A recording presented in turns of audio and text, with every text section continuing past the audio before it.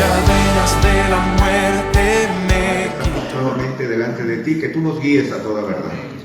Queremos, Señor, que tú puedas sacar la paja del trigo de nuestro pensamiento y que nos ayudes, Señor, a poder discernir las respuestas, que tú le des sabiduría, Señor, a nuestros pastores, Señor, al momento de intervenir, claridad, discernimiento, amor, y de eso mismo te lo pido, Señor, para el auditorio, de tal manera que a través de las respuestas nosotros también podamos clarificar nuestro corazón. Pero por sobre todo, Señor, te pedimos que el trabajo interior del Espíritu Santo, guiándonos a verdad, dándonos convicción, sea real en nosotros en esta mañana. Esperamos en ti, confiamos en ti, creemos, Señor, que Jesús es la verdad. Y a Él nos acercamos y en el nombre de Él te pedimos estas cosas. Amén. Amén. Amén. Bien, empiezo. Pastor Miguel, ¿debemos callar a quienes digan así dice el Señor? Bueno, yo creo que la manera como vamos a lidiar con esas situaciones en las iglesias locales va a depender de cada iglesia en el sentido de cómo lo hacemos. Pero vamos a pensar un poco en el principio. Cuando alguien se pone de pie y dice así dice el Señor, estamos asumiendo que de ahí en adelante todo lo que se va a decir es infalible. Y la pregunta es si nosotros estamos listos para conferirle infalibilidad a un ser humano cuando tenemos 500 años peleando con la Iglesia Católica de que el Papa no es infalible a la hora de hablar. El Papa no, la Iglesia Católica, la Iglesia de Roma no dice cada vez que el Papa habla todo lo que él dice es infalible, sino que cuando él habla ex cátedra, cuando él se propone enseñar a la Iglesia, cuando él dice que esto es para aplicación de toda la Iglesia, eso es incuestionable. Si nosotros los evangélicos protestantes no estamos listos para conferirle al Papa de la Iglesia Católica Romana esa potestad, entonces estaríamos nosotros listos para conferírsela a cualquier miembro de la congregación que se pone de pie y dice así dice el Señor. Número 2, si eso que dice el Señor en ese momento es contradictorio con la palabra de Dios, ¿qué vamos a hacer? Estaríamos en el mismo lugar. Y si es congruente con la palabra de Dios, lo que necesitamos es citar la palabra de Dios.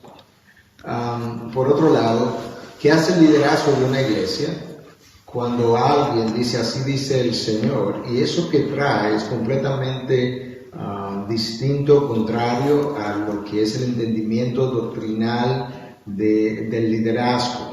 Inmediatamente colocamos a esa persona, independientemente de la edad, del sexo y todo lo demás, por encima de la autoridad que Dios ha reconocido para esa iglesia.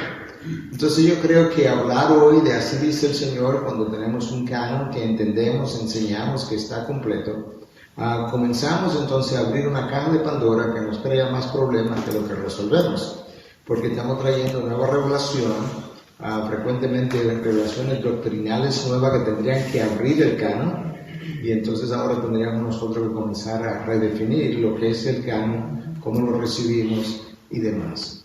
También tenemos que reconocer que en la palabra de Dios, cuando encontramos a alguien decir cosas semejantes, lo encontramos en la voz de los profetas, y que hablaron de parte de Dios cuando dijeron cosas como el Espíritu de Dios vino sobre mí y hablaron. Dios le confirió a ellos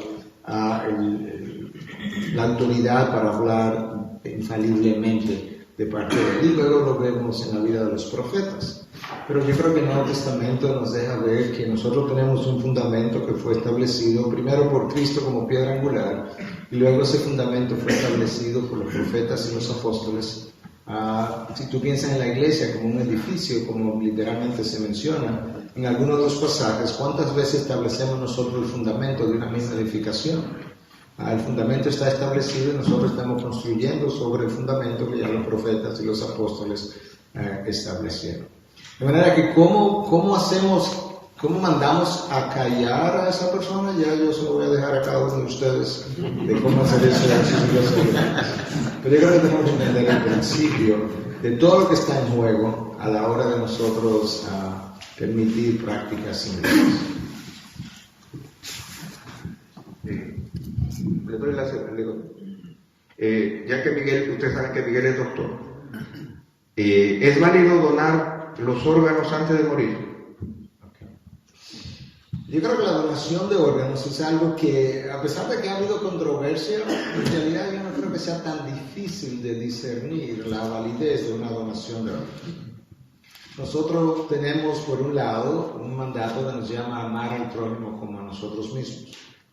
Por otro lado, nosotros no estamos redimiendo la cultura completamente, pero nosotros estamos involucrados en un trabajo que implica el mejorar las condiciones de la sociedad en la que Dios nos coloca dentro de medios éticos y a través de canales que Dios permite conforme a su palabra. Pensemos primero en alguien que está vivo y decide donar uno de sus riñones a alguien, como ocurre hoy en día, para que pueda continuar viviendo. Eso es un acto de amor, a menos que lo hagamos por negocio, como también se está haciendo. Conozco de hecho una persona que vendió su riñón a alguien. Yo creo que ahí ya estamos entrando en un ámbito no ético, porque la donación de ese órgano se ha hecho a expensas de una ganancia material que comienza a comprometer los valores que estamos hablando. Pero si mi hijo tiene una compatibilidad genética, si mi prójimo tiene una compatibilidad genética tal que me permite a mí donarle un riñón y yo continuar viviendo con una buena calidad de vida, con una excelente calidad de vida, como ocurre en efecto, entonces yo creo que sería realmente un acto de sacrificio, un amor por el hermano, por el prójimo, y a la vez yo creo que estamos incurriendo en algo que tiene que ver con la redención, en el sentido no salvífico, pero sí en el sentido de que de lo contrario esta persona va a morir y estamos tratando de mejorar una vida que también es portadora de la imagen de Dios y que fue creada por Dios. Si a la hora de morir,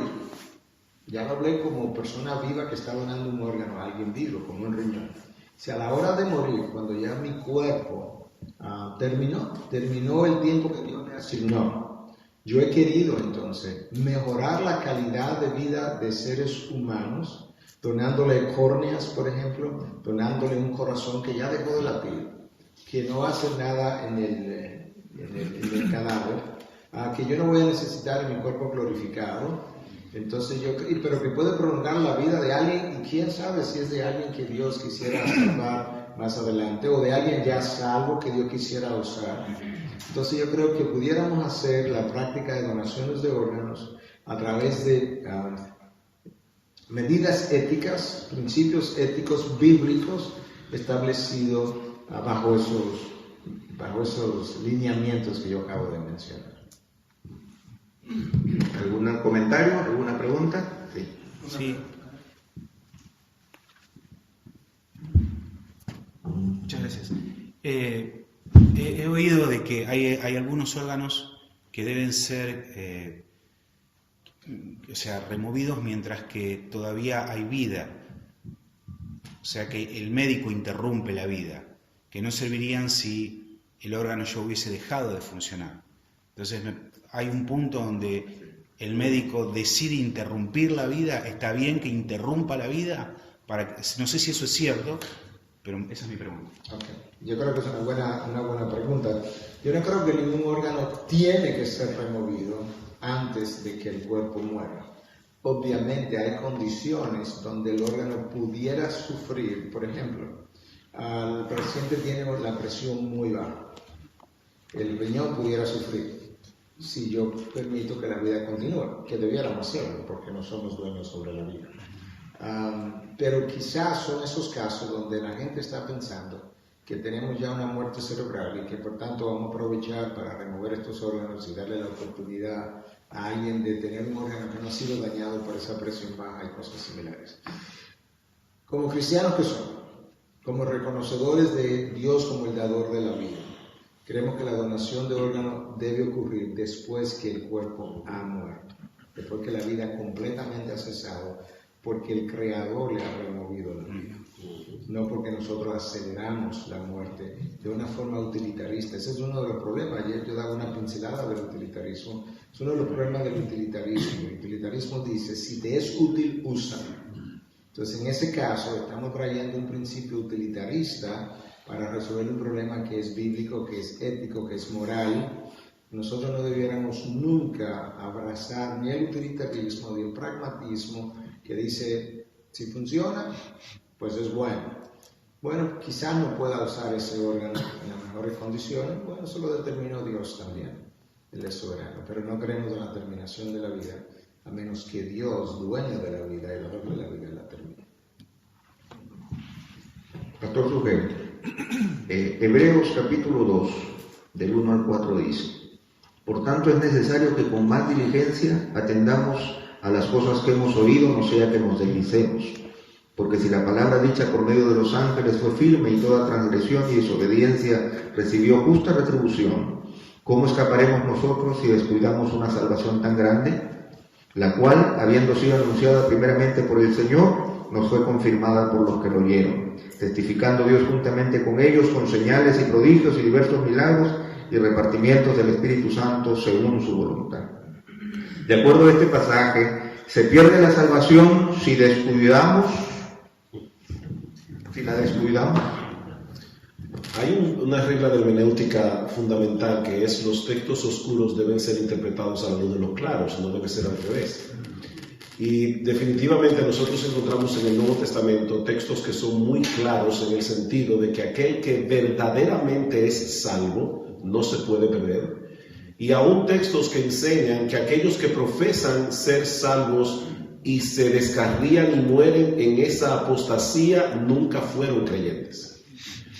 Por ejemplo, nosotros encontramos en Juan capítulo 10, y obviamente hay muchas preguntas, como dijo Pepe al principio, y no vamos a extendernos mucho en cada pregunta, pero en Juan capítulo 10, el Señor Jesucristo dice: mis ovejas oyen mi voz, y yo las conozco y me siguen, y yo les doy vida eterna y no perecerán jamás, ni nadie las arrebatará de mi mano. Mi Padre que me las dio es mayor que todos, y nadie las puede arrebatar de la mano de mi Padre. Yo y el Padre uno somos. Noten que ahí se está hablando de que el Padre es quien nos tiene agarrados de la mano. Un padre responsable que va a cruzar la calle con un niño no deja que sea el niño que le agarre la mano a él, porque en cualquier momento dado lo puede soltar. Pero es el padre el que debe agarrarle la mano al niño para no soltarlo en ningún momento de peligro, y es el Padre el que tiene nuestras manos agarradas juntamente con la de Cristo. Yo y el Padre somos uno. Yo creo que también el apóstol Pablo alude a esto en Romanos capítulo 8, cuando dice que ni lo alto, ni lo profundo, ni los ángeles, ni potestades, ni ninguna cosa creada nos podrá separar del amor de Dios. ¿Ven? Eso depende del amor de Dios, y el amor de Dios es inmutable, es eterno. Filipenses capítulo 1, versículo 6: el que comenzó en vosotros la buena obra, Él la perfeccionará. Dios no deja nada por la mitad. Y aquellos que seguramente en las iglesias aquí representadas vemos casos como esos, que por un tiempo profesan ser cristianos y luego se apartan y mueren en esa apostasía, sencillamente nunca fueron creyentes. Primera de Juan capítulo 2, versículo 19, dice Juan: salieron de nosotros, pero no eran de nosotros, porque si hubiesen sido de nosotros, habrían permanecido con nosotros, pero salieron para que se manifestara que no todos son de nosotros. Así que es evidente que la salvación no se pierde. Ahora bien, yo creo que no solamente debemos contraponer aquí texto contra texto. Yo voy a explicar ahora Hebreos 2, pero no solamente debemos contraponer texto contra texto, sino también ver la doctrina general de las Escrituras. Hermanos, ¿cómo ocurre la salvación? La salvación ocurre cuando el pecador, regenerado y arrepentido, deposita su fe en el Señor Jesucristo, y en ese momento todos sus pecados, presentes, pasados y futuros, son cargados en la cruz, y la justicia perfecta de Cristo es puesta en nuestra cuenta.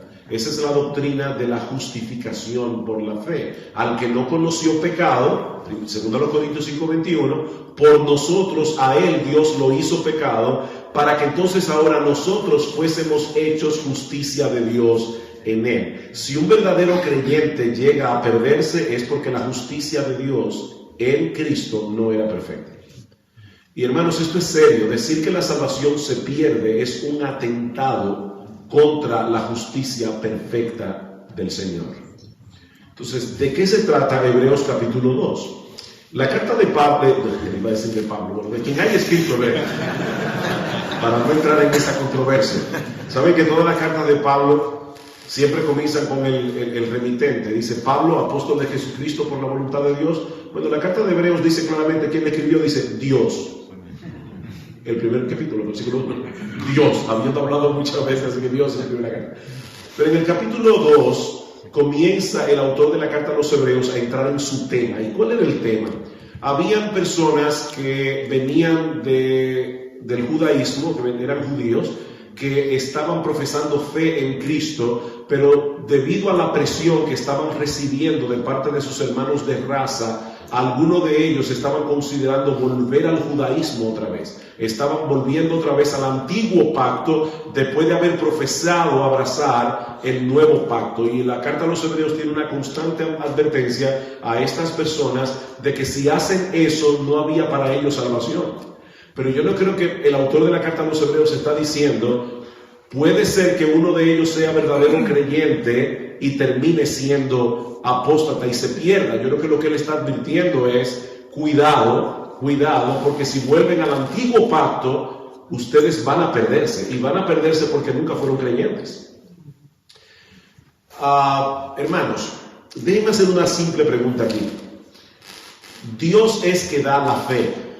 Eso lo dice claramente las Escrituras. Dios da la fe es un regalo de Dios, pero somos nosotros los que creemos, ¿no es así? Dios da el arrepentimiento. ¿Recuerdan en Hechos capítulo 11, versículo 18, cuando Pedro da un reporte de lo que pasó en la casa de Cornelio? Y dice que los judíos creyentes que estaban ahí exclamaron, de manera que también a los gentiles ha dado Dios arrepentimiento para vida. Así que el arrepentimiento lo da Dios. Pero ¿quiénes son los que se arrepienten? Nosotros. Bien. De la misma manera es Dios que preserva, pero somos nosotros los que perseveramos. ¿Cómo yo sé que Dios le ha dado a un hombre el don de la fe? Porque cree. ¿Cómo yo sé que le ha dado el don del arrepentimiento? Porque se arrepiente. ¿Cómo yo sé que Dios está preservando a una persona? Porque Él está perseverando. Entonces, la perseverancia es el aspecto humano de la preservación divina, así como mi arrepentimiento es el aspecto humano del arrepentimiento que da Dios. Dios no se arrepiente por mí, pero da el arrepentimiento. Dios me preserva, pero soy yo el que persevera. ¿Cómo nosotros podemos saber que en los miembros de nuestras iglesias Dios está preservándonos? Porque ellos están perseverando. Y uno de los medios que Dios usa para perseverar, para que ellos perseveren, son las advertencias que nosotros encontramos en el Nuevo Testamento. Aquí tenemos otra vez lo mismo que vemos en muchas otras doctrinas de las Escrituras, la responsabilidad humana y la soberanía de Dios actuando juntas. Nosotros no podemos predicar la soberanía de Dios de tal manera que anulemos la responsabilidad humana, como no debemos predicar la responsabilidad humana y anulemos la soberanía de Dios. Ambas doctrinas están en las Escrituras. Nosotros no entendemos, y no pretendamos entenderlo, hermanos, cómo congenian estas dos doctrinas. El pastor Miguel mencionó a Steve Brown ayer. ¿Hablaste algo de Steve Brown? Recuerdo una vez que leía un libro de Steve Brown donde él decía que él estaba dormido y él soñó sobre este dilema, y dice que en el sueño lo entendió perfectamente. ¿Cómo se congenia la soberanía de Dios con la responsabilidad humana? Dice, lamentablemente cuando desperté del sueño se me había olvidado. Pero yo creo que lo que él quería mostrar era, hermanos, de este lado de la eternidad nosotros no podemos entender eso, pero la Biblia claramente revela, Dios es soberano, no es responsable. 30 segundos simplemente para... Estoy de acuerdo 100%. Para corregirlo. No, estoy de acuerdo 100% con lo que Sugel dijo, que creo que lo hizo de una manera muy clara y muy convincente. Pero piensa por un momento, alguien hace una profesión de fe y tú le dices, hermano, Dios te ha regalado vida eterna, y dentro de un mes la pierde. ¿Tenía vida eterna? ¿Tenía vida temporal? ¿O vida condicional? Si es vida eterna, comenzó y no puede terminar. O sea que nuestras propias definiciones de lo que Dios nos está regalando nos hablan de la garantía de esa vida que acabo de recibir. Muy bien. Perdón, ¿puedo decir una cosita más? Perdona, Iván, es que uno de los problemas que a veces tenemos con este tema es que decimos, pero hermano, mire, es que ese hermano o esa persona que se descarrió era un hombre que estaba, pero activo en la iglesia. Hermanos, escuchen este texto, y para mí, personalmente, creo que es el texto más aterrador del Nuevo Testamento, o uno de los textos más aterradores. Mateo 7:21. No todo el que me dice Señor, Señor, entrará en el reino de los cielos, sino el que hace la voluntad de mi Padre que está en los cielos. Y ahora escuchen, muchos me dirán en aquel día, Señor, Señor. En el hebraísmo, repetir 2 veces un nombre es un síntoma, una señal de intimidad. Cuando nosotros vemos en el hebreo que Dios usaba 2 veces un nombre, Abraham, Abraham, detén tu mano, o Samuel, Samuel, cuando Dios llama a Samuel, es una muestra de intimidad. O sea que estas personas, al decir Señor, Señor, estaban diciendo, nosotros somos íntimos de Cristo. Señor, Señor, ¿no profetizamos en tu nombre? Y en tu nombre echamos fuera demonios, y en tu nombre hicimos muchos milagros. Es obvio que estas personas estaban muy activas en la iglesia y hacían cosas extraordinarias. Entonces les declararé, nunca os conocí. Fíjense, no son personas que eran y dejaron de ser. Cristo dice, ni cuando ustedes estaban echando fuera demonios y profetizando y haciendo milagros, yo nunca los conocí, ustedes nunca fueron míos. Nunca lo fueron. Apartaos de mí, hacedores de maldad. Y el texto es aterrador porque dice que serán muchos que llegarán al día del juicio creyendo que eran lo que no eran. Simplemente una nota. Muchas gracias, me parece que el punto está bastante bien desarrollado. Vamos a la cuarta pregunta. Dice, ¿qué es el bautismo del Espíritu Santo? Eso hasta Miguel no puede responder.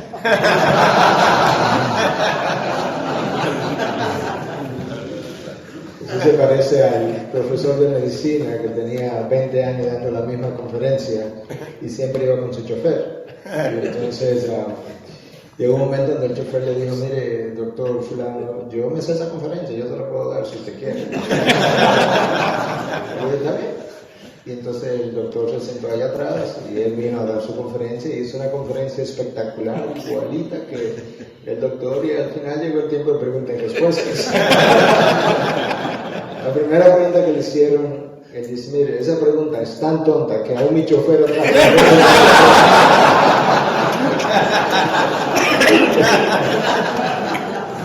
Entonces también le puedo responder.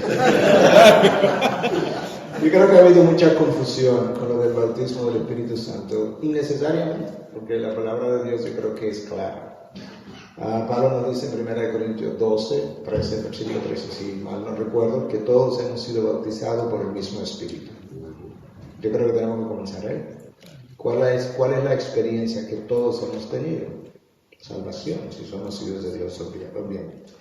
El bautismo del Espíritu Santo es algo que ocurre en el momento en que yo soy salvo, y a través del bautismo del Espíritu Santo nosotros somos unidos a la Iglesia Universal. Formamos parte de la familia de Dios a partir de ese momento. Ese es el bautismo. El bautismo del Espíritu Santo tenemos que diferenciarlo de la llenura del Espíritu Santo. La llenura del Espíritu Santo es una actividad, Sujel decía algo ayer, aunque no usó la palabra llenura, pero yo creo que en sentido general iba en ese camino, cuando hablaba de acá el momento que el predicador está predicando y siente una libertad extraordinaria y se siente como endosado por Dios y se siente muy distinto a otras ocasiones. Bueno, muchas veces eso es parte de la llenura del Espíritu, es la capacidad especial que Dios confiere a sus hijos en situaciones particulares donde Él quiere glorificarse de una manera X y le da esa llenura, esa capacidad especial para ejecutar o para hacer, para llevar a cabo aquello que Dios le ha llamado a hacer ese día, en ese momento, en esa ocasión. Ahora, al principio de la iglesia hubo momentos en que el bautismo del Espíritu se manifestó con el don de hablar en lenguas. Y algunos entonces han dicho que el don de hablar en lenguas es el bautismo del Espíritu Santo. Bueno, si decimos eso, ¿qué hacemos con 1 Corintios 12, 13, donde dice que todos hemos sido bautizados por el mismo Espíritu, y al mismo tiempo Pablo habla de que no todos hablamos en lenguas? ¿Recuerdan eso? Entonces ahora tenemos como una contradicción. Pero en el mismo libro de los Hechos se nos dice en un momento dado que ellos fueron bautizados por el Espíritu Santo y hablaron en lengua y predicaron la palabra con denuedo. Ahora tendríamos que decir que el bautismo del Espíritu Santo implica dos cosas: hablar en lenguas y predicar la palabra con denuedo. No, el Espíritu Santo en ese momento que los bautizó, al mismo tiempo produjo esta llenura con manifestaciones que en ese momento produjeron el don de lenguas, y al mismo tiempo, en otros casos, en ellos produjo o dio un denuedo para hablar la palabra. De manera que en esencia el bautismo del Espíritu Santo es la acción de Dios cuando viene a nosotros al momento de la salvación, regenerándonos y uniéndonos por medio de él al cuerpo de Cristo. Y ahora Pablo puede decir, todos hemos sido bautizados por un mismo Espíritu.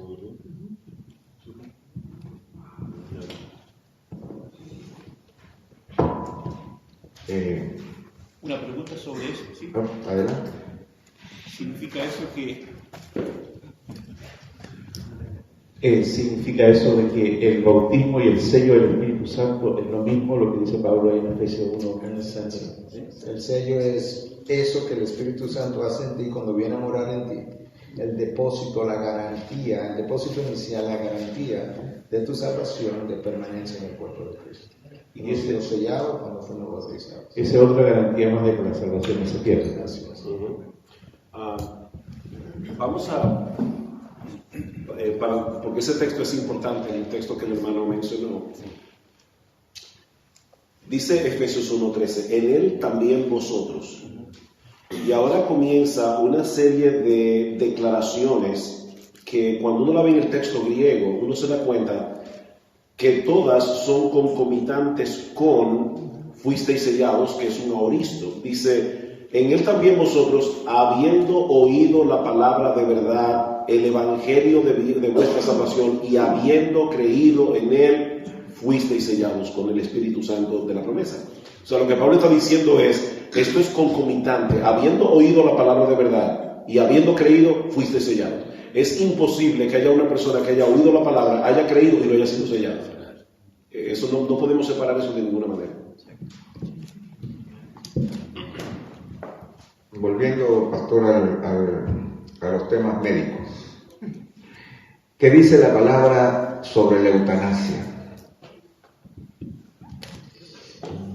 Bueno, la palabra tiene muchas cosas que nosotros podemos usar y que no necesariamente caen bajo una sombrilla que diga eutanasia. Tenemos que recordar que la palabra no es un diccionario donde nosotros tenemos los temas organizados alfabéticamente, pero al mismo tiempo tampoco podemos decir que la palabra no tiene cosas que decirnos acerca de todos los temas éticos y dilemas éticos de nuestros días. La eutanasia, su nombre, en el sentido de la etimología de la palabra, implica muerte buena. Con lo cual estamos diciendo que las otras muertes, aun aquellos que mueren en el Señor esperando encontrarse con el Señor, no fueron buenas, lo cual no es cierto.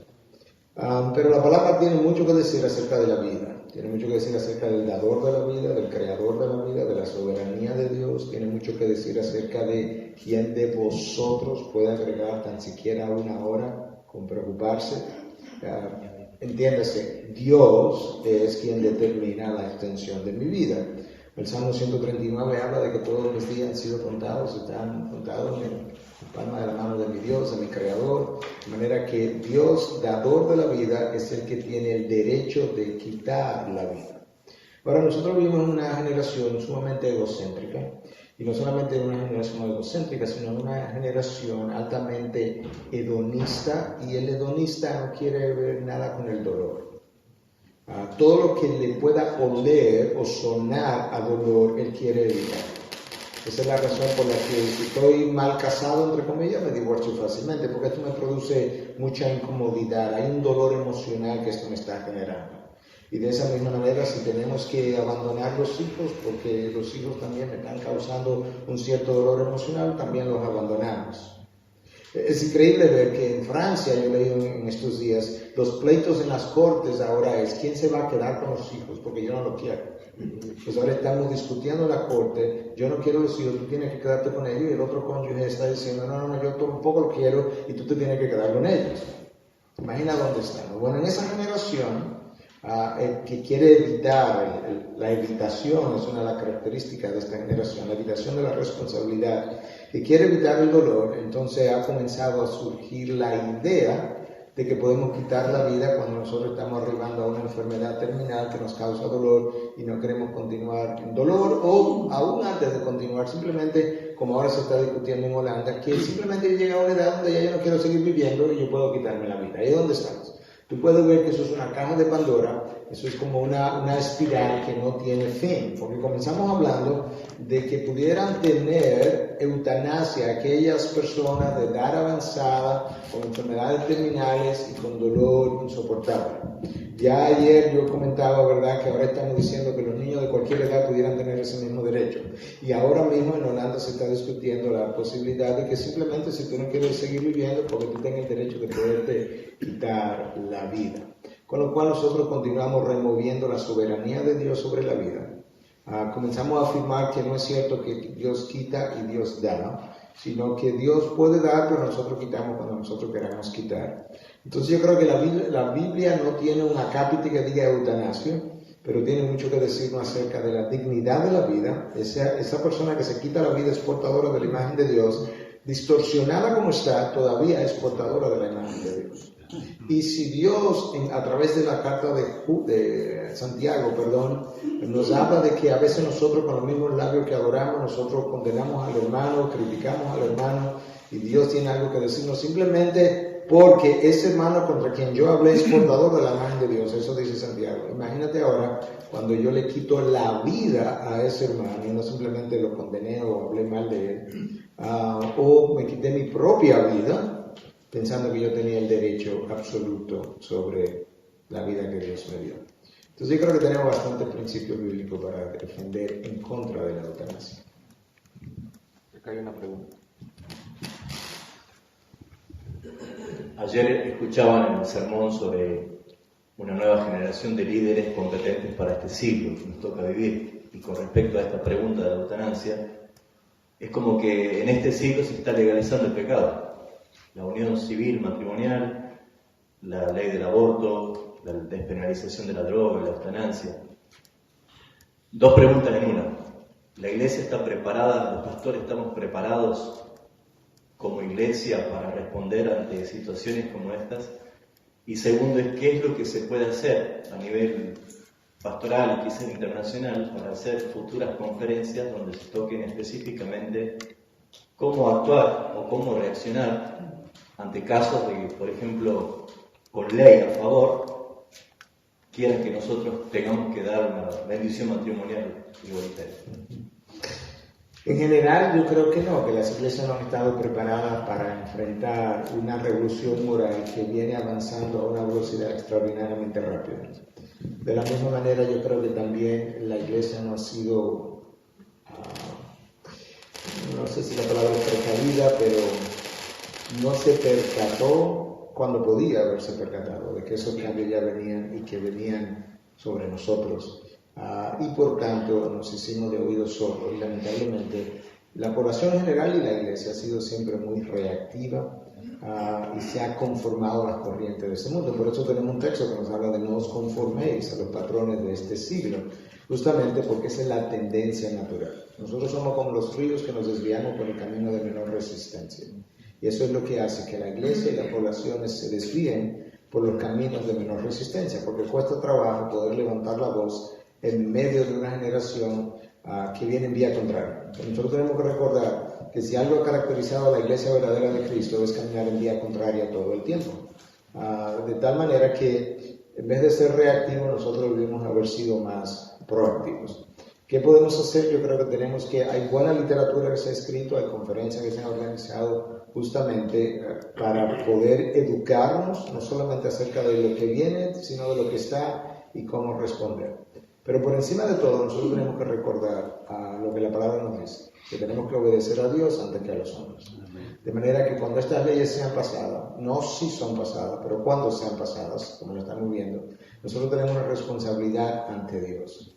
La mejor manera de conocer también lo que debemos hacer es conociendo su palabra, porque yo creo que a veces queremos conocer mucho acerca de dilemas éticos cuando todavía no hemos conocido la base doctrinal sobre la cual se fundan estos dilemas, las respuestas para estos dilemas éticos. Yo creo que eso es sumamente importante.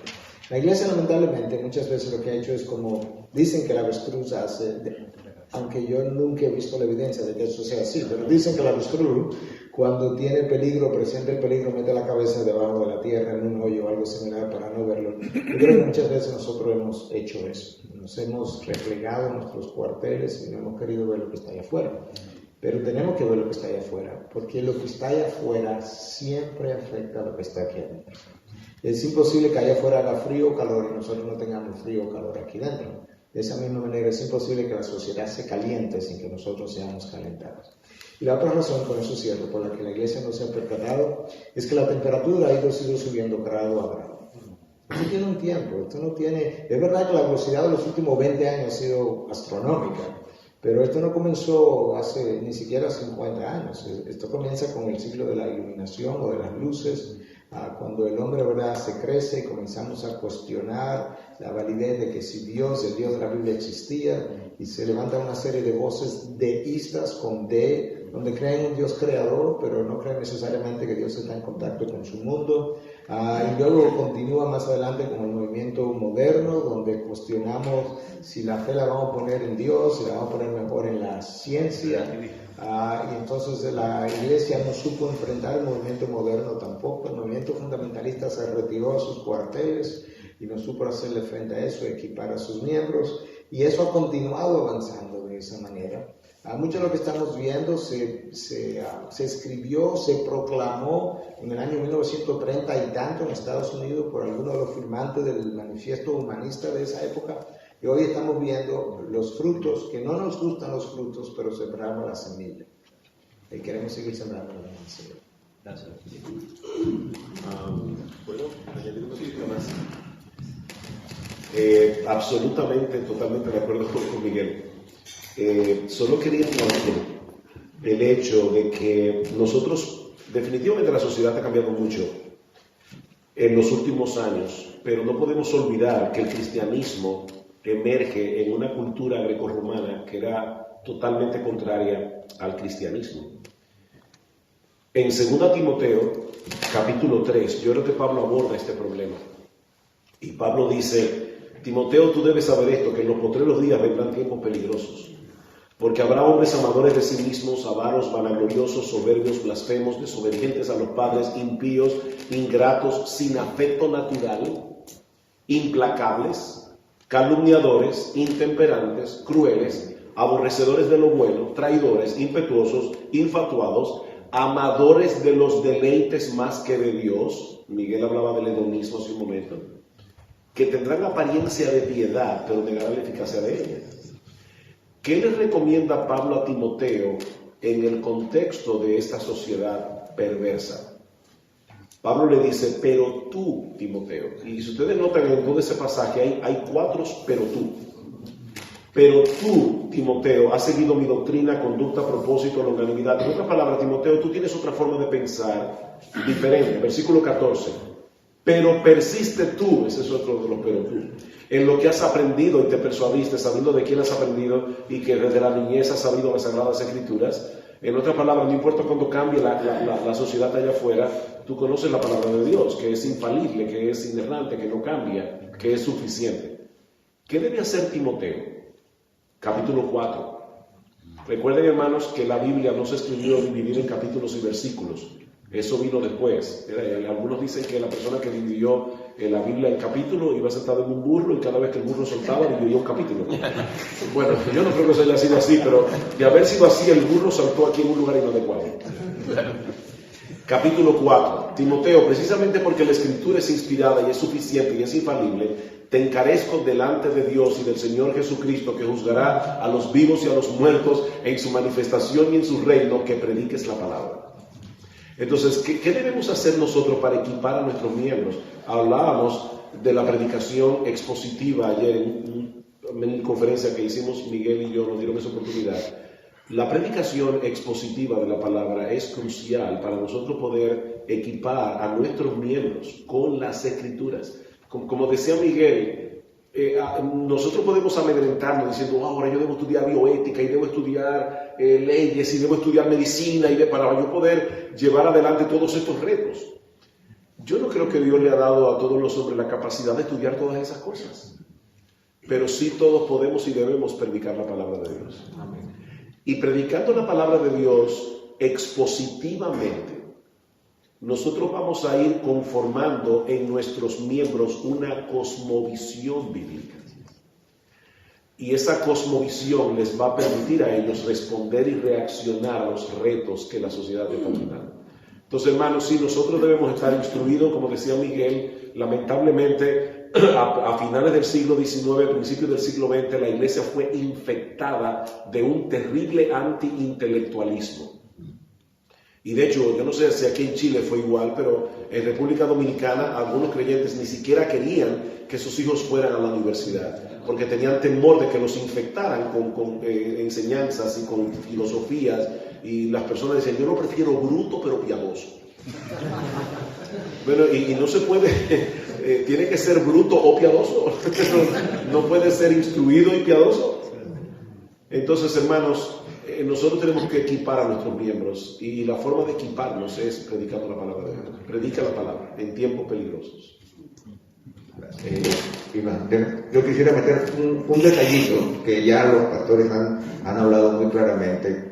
Yo considero que hoy más que nunca, en los tiempos que estamos viviendo, las Escrituras responden exactamente a cómo debe obrar la iglesia, porque las características y el tiempo en que el Nuevo Testamento fue escrito está respondiendo mucho al tiempo que nosotros estamos viviendo. Y yo creo que nosotros estamos buscando muchas respuestas en muchos lugares, en la ley, en la ciencia, tratando de poder activar una respuesta cristiana a una realidad, cuando ya la Escritura nos manda a hacer nos dice exactamente lo que debemos hacer en nuestro tiempo y cómo debemos obrar y cómo podremos sobrevivir a la crisis moral que nosotros estamos viviendo. A veces nosotros le damos la espalda a la Escritura y tratamos de encontrar respuestas en otras partes, cuando en realidad las Escrituras y el Nuevo Testamento de manera especial fue escrito en tiempos de crisis y fue escrito justamente para que la iglesia sobreviva. Y por lo tanto no podemos descuidar llamados sencillos, como yo voy a estar hablando de eso esta tarde, pero llamados tan sencillos como al amor, que son la respuesta a las crisis de nuestro tiempo. Y yo creo que nosotros debemos prestarle atención, y como dijo Sugel, la predicación expositiva nos va a llevar a poder entender qué es lo que debemos nosotros hacer en nuestro tiempo, porque el Señor es el mismo ayer, hoy y por los siglos, y su palabra permanece para siempre. Prestarle atención a las Escrituras es la mejor respuesta que nosotros le podemos dar a la crisis de nuestro tiempo. Amén. Bien, muchas gracias. Vamos a avanzar un tanto más. La próxima pregunta, Pastor Sugel, dice, ¿cómo mantener el equilibrio entre el cesacionismo y el continuismo?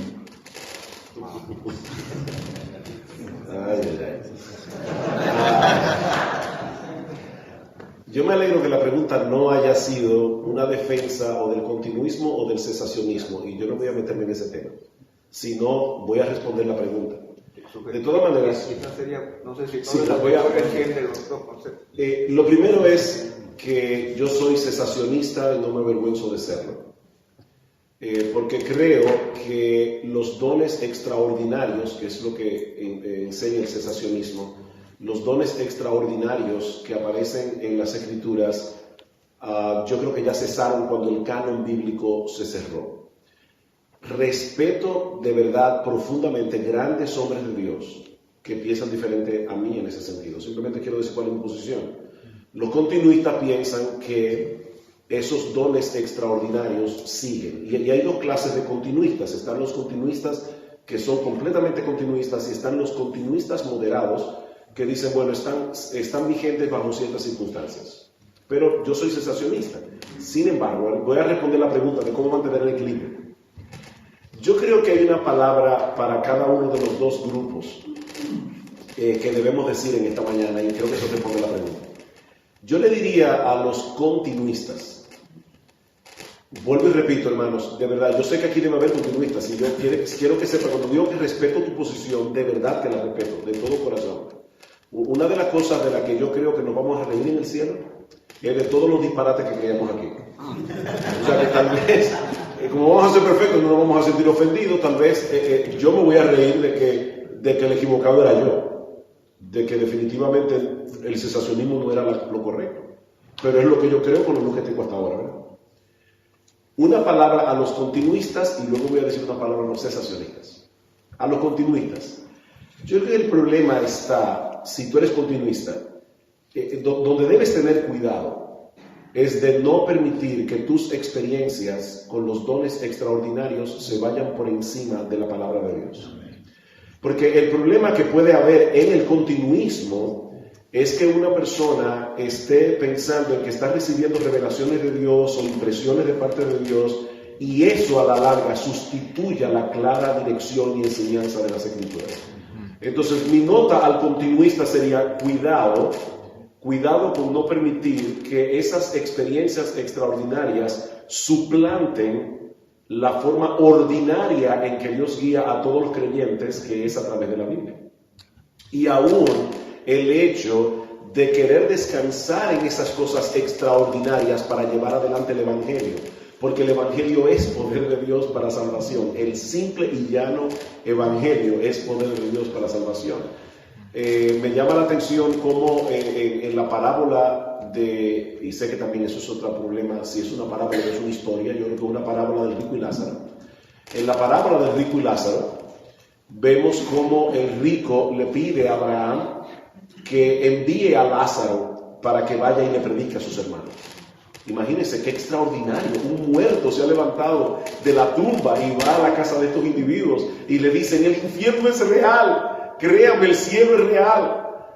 Y Abraham le responde, y es Jesús, obviamente tomando a Abraham como personaje para dar su respuesta, dice, a Moisés y a los profetas tienen, oigan Dios. En otras palabras, esto es lo que va a salvar, es la palabra. Y el rico le dice, no, padre Abraham, pero si va a Lázaro y se levanta de los muertos y les advierte, ellos se van a arrepentir de sus pecados. ¿Cuál es la respuesta del Señor por boca de Abraham? Si no oyen a Moisés y a los profetas, tampoco se persuadirán, aunque alguno se levantare de los muertos. Si no es con la palabra, no se van a convertir de ninguna manera. Y de hecho, en el Evangelio de Juan, tenemos una ilustración de eso, precisamente con alguien llamado Lázaro. Cristo resucitó a Lázaro, ¿recuerdan? ¿Y qué hicieron los fariseos? Trataron de matar a Jesús y a Lázaro. Entonces, con todo y la resurrección de Lázaro no creyeron, porque lo que salva es la palabra de Dios. Entonces, ese sería mi consejo a los continuistas. Sigue descansando en la palabra más que cualquier otra cosa, más que cualquier otra cosa. No, ni para el evangelismo, ni para la guía del Señor en tu vida. Cuidado con esas impresiones. ¿Saben cuántas veces nosotros hemos oído personas que dicen, wow, eso fue del Señor? Mira, yo hice tal cosa y de repente llegué y me encontré con no sé quién. Y al poco tiempo se da cuenta que esa decisión fue una decisión equivocada. Entonces, esas impresiones no siempre son reales. Ahora, unas palabras a mis hermanos cesacionistas. Cuidado, hermanos, porque nosotros podemos tener una teología tan y tan definida en todos los aspectos que neguemos realidades que nosotros ahora mismo no podemos explicar. Yo siempre he dicho, yo soy cesacionista, pero Dios no lo es. ¿En qué sentido? En el sentido de que Dios es Dios. Dios es Dios y en un momento dado Él hace cosas que de verdad yo no tengo una explicación. O sea, yo no veo hoy día en las iglesias lo que yo veo en el Nuevo Testamento. Personas haciendo milagros a diestra y a siniestra, la sombra de Pedro sanaba personas. Yo no veo eso hoy. Yo no veo personas hablando en lenguas en el sentido en que yo entiendo las lenguas nuevotestamentarias, que de repente se puede hablar chino, francés, alemán, sin haberlo estudiado, no lo veo. Pero yo sigo creyendo que Dios es Dios. Y que Dios en situaciones extraordinarias puede hacer cosas extraordinarias. Entonces yo le diría a mis hermanos cesacionistas, no dejen de ver a Dios obrar en situaciones que de verdad, que yo no tengo una explicación. Yo no sé cuántos de ustedes han leído la vida de John Patton, pero a John Patton le llamaban el rey de los caníbales. John Patton fue de misionero a las Nuevas Hébridas, a donde había toda la población era caníbal, eran salvajes.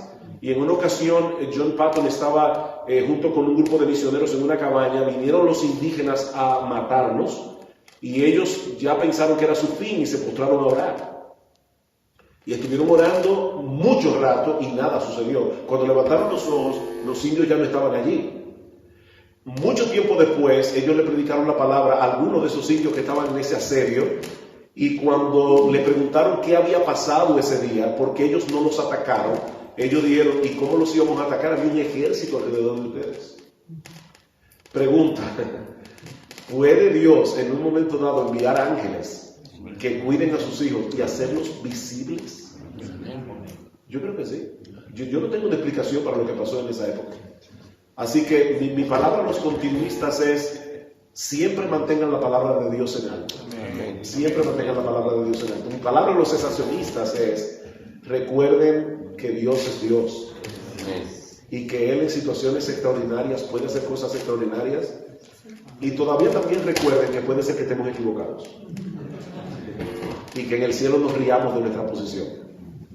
Así que eso sería mío, para equilibrar. Pero vuelvo y repito, yo no voy aquí a tratar de demostrar porque yo soy cesacionista. Yo no creo que esa es la pregunta. Así que no voy a meterme en ese problema ahora mismo. Pero espero haber respondido. No sé si hay algún comentario.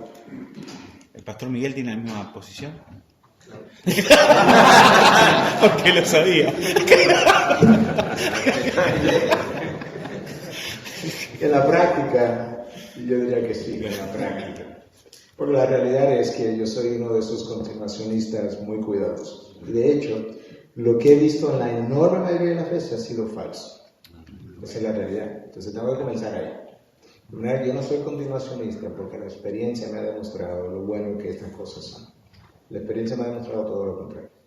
Pero de nuevo, al igual que Sugel, yo no quisiera elaborar aquí toda mi defensa acerca de por qué soy continuacionista. Pero para buscar un terreno común de algo que Sugel decía, y yo creo que eso es bueno en muchos de los debates, es ver qué tenemos en común.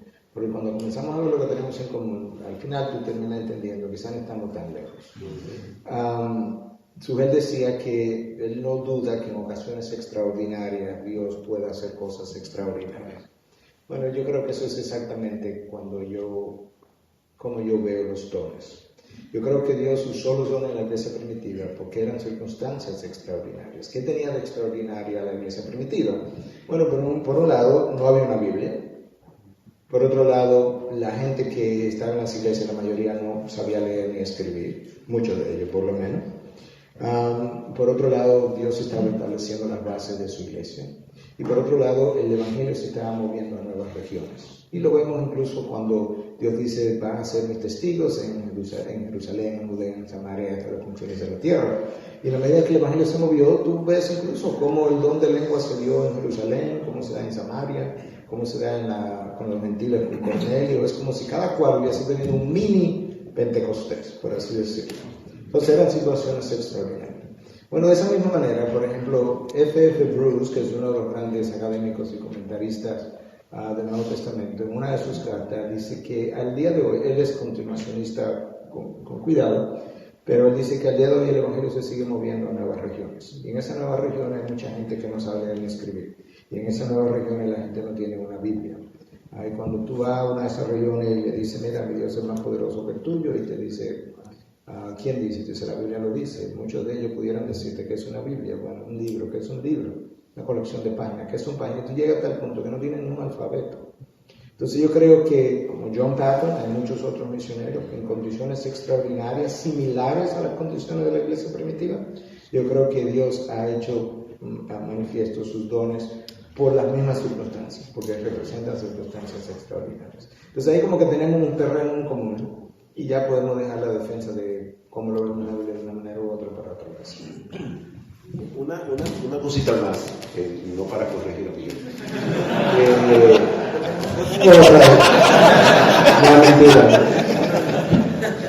No, lo que iba a decir era, yo conozco la posición de Miguel y él conoce la mía. No es que nos estamos enterando ahora. Hemos hablado del tema.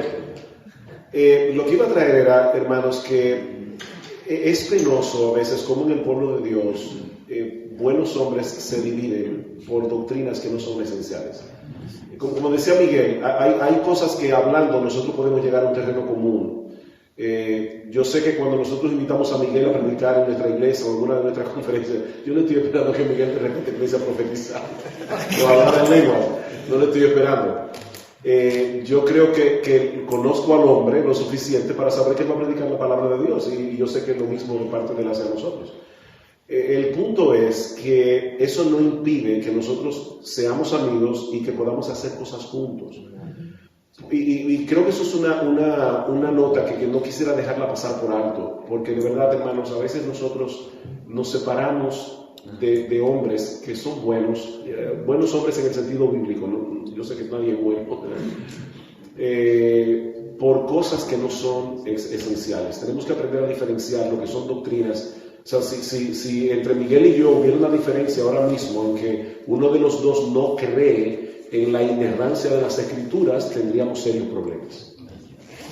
Porque eso es una doctrina cardinal. Si alguno de nosotros no creyera en la Trinidad o no creyera en la muerte sustitutiva de Cristo, en la muerte vicaria de Cristo, tendríamos problemas. O en la justificación por la fe sola. Esas son doctrinas cardinales. Pero si tú eres continuista, tú eres cesacionista, eso no es algo esencial del Evangelio. Entonces simplemente decir eso, hermanos, seamos celosos con las doctrinas. Yo creo que había un puritano que decía que la iglesia debe levantar paredes doctrinales bien claras.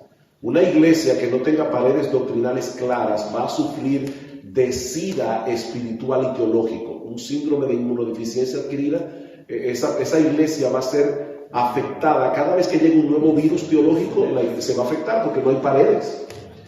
Pero cuidado, hermanos, con levantar paredes doctrinales tan altas que no nos permitan darle la mano a los hermanos verdaderos que están del otro lado de la verja. Entonces levantemos paredes doctrinales, pero no lo levantemos tan alto. Nosotros podemos levantar paredes que sean menos altas. Yo recuerdo en una conferencia hace unos años en Ligonier que estaban en un panel Rabí Zacarías, Al Mohler y el Dr. Sproul. Y una persona publicó una pregunta porque decía, ustedes hablan mucho de que somos reformados, y dicen, ustedes no dan la posibilidad de que estén equivocados en este tema de la soteriología o cualquier otro. Y entonces yo recuerdo que el Dr. Mohler respondió, bueno, aquí sentado en este panel está el Dr. Sproul, que es presbiteriano, yo que soy bautista, uno de los dos está equivocado. Eso está claro. O sea, hay uno de los dos que tiene un sistema de iglesia que en el cielo descubriremos que no es así. Pero podemos estar juntos en esto. O sea, que tenemos que aprender a diferenciar otra vez lo que es esencial de lo que no lo es. El Dr. Sproul respondió, yo creo que todo pastor debería tener 10 doctrinas por las que es capaz de morir. Entonces, saber cuáles van en esa lista por la que yo soy capaz de morir y cuáles yo pudiera sin ningún problema convivir con ellas. Cuando le tocó a Rabí Zacarías, su respuesta fue para mí la más genial. Rabí Zacarías dijo, mira, al que hizo la pregunta, yo creo que hasta el Papa, si fuera casado, sabría que no es infalible. Yo me he ido a la esposa del Papa diciendo, pero él es soltero, por eso es que él cree que es infalible, porque no tiene una mujer al lado. Entonces yo creo, hermano, que, vuelvo y repito, todos nosotros nos vamos a reír del disparate que creíamos aquí. Recuerda eso, en el cielo nos vamos a reír muchísimo de disparate que creíamos aquí. Muy bien, muchas gracias. Se nos ha ido en realidad el tiempo bastante, ¿verdad? Que nos ha sido de edificación. También me acuerdo de MacArthur, dijo eso en la conferencia de 2013, allá por su causa, algo similar. Dijo que R.C. Sproul lo invitó a su conferencia, y no solo invitarlo para que pusiera una plenaria, sino a hacer un debate sobre el bautismo infantil. Entonces él dice... debatimos, dijo, todo el rato ahí, y posteriormente le dije al oído, bueno, RC, ¿quién ganó? Y él dice, para ser sincero, tú. Y MacArthur le dice, ¿vas a cambiar? No,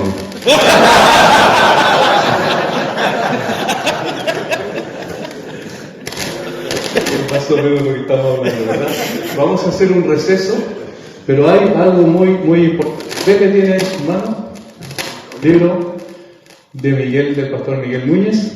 Así que el Ministerio de Integridad y Sabiduría, que es dependiente de la IBI, va a hacer un regalo a cada uno de los pastores con la dedicación también del pastor Miguel Núñez.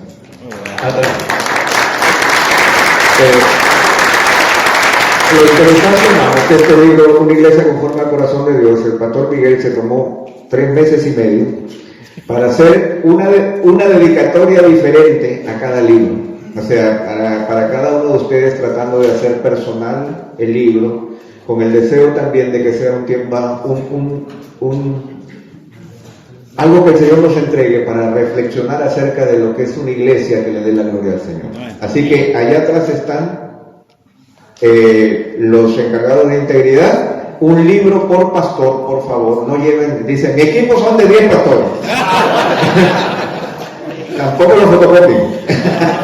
Así que allá atrás están repartiendo los libros y vamos a tener un break de media hora y luego nos volvemos a encontrar en este lugar para continuar con este tiempo de preguntas y respuestas. Ha sido un obstáculo para que podamos haber tenido un buen tiempo ahora en la mañana. Como dije, vamos a continuar hasta la 1 de la tarde. Aquí hay una pregunta, la pregunta número 8.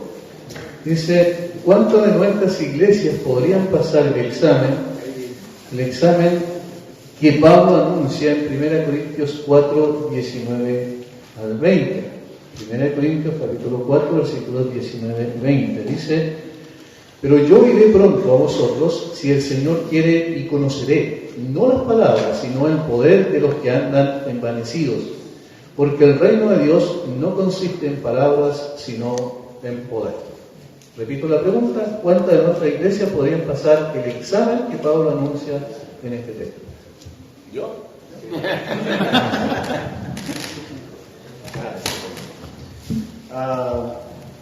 Bueno, otra vez, ¿verdad? Debemos responder un texto en su contexto.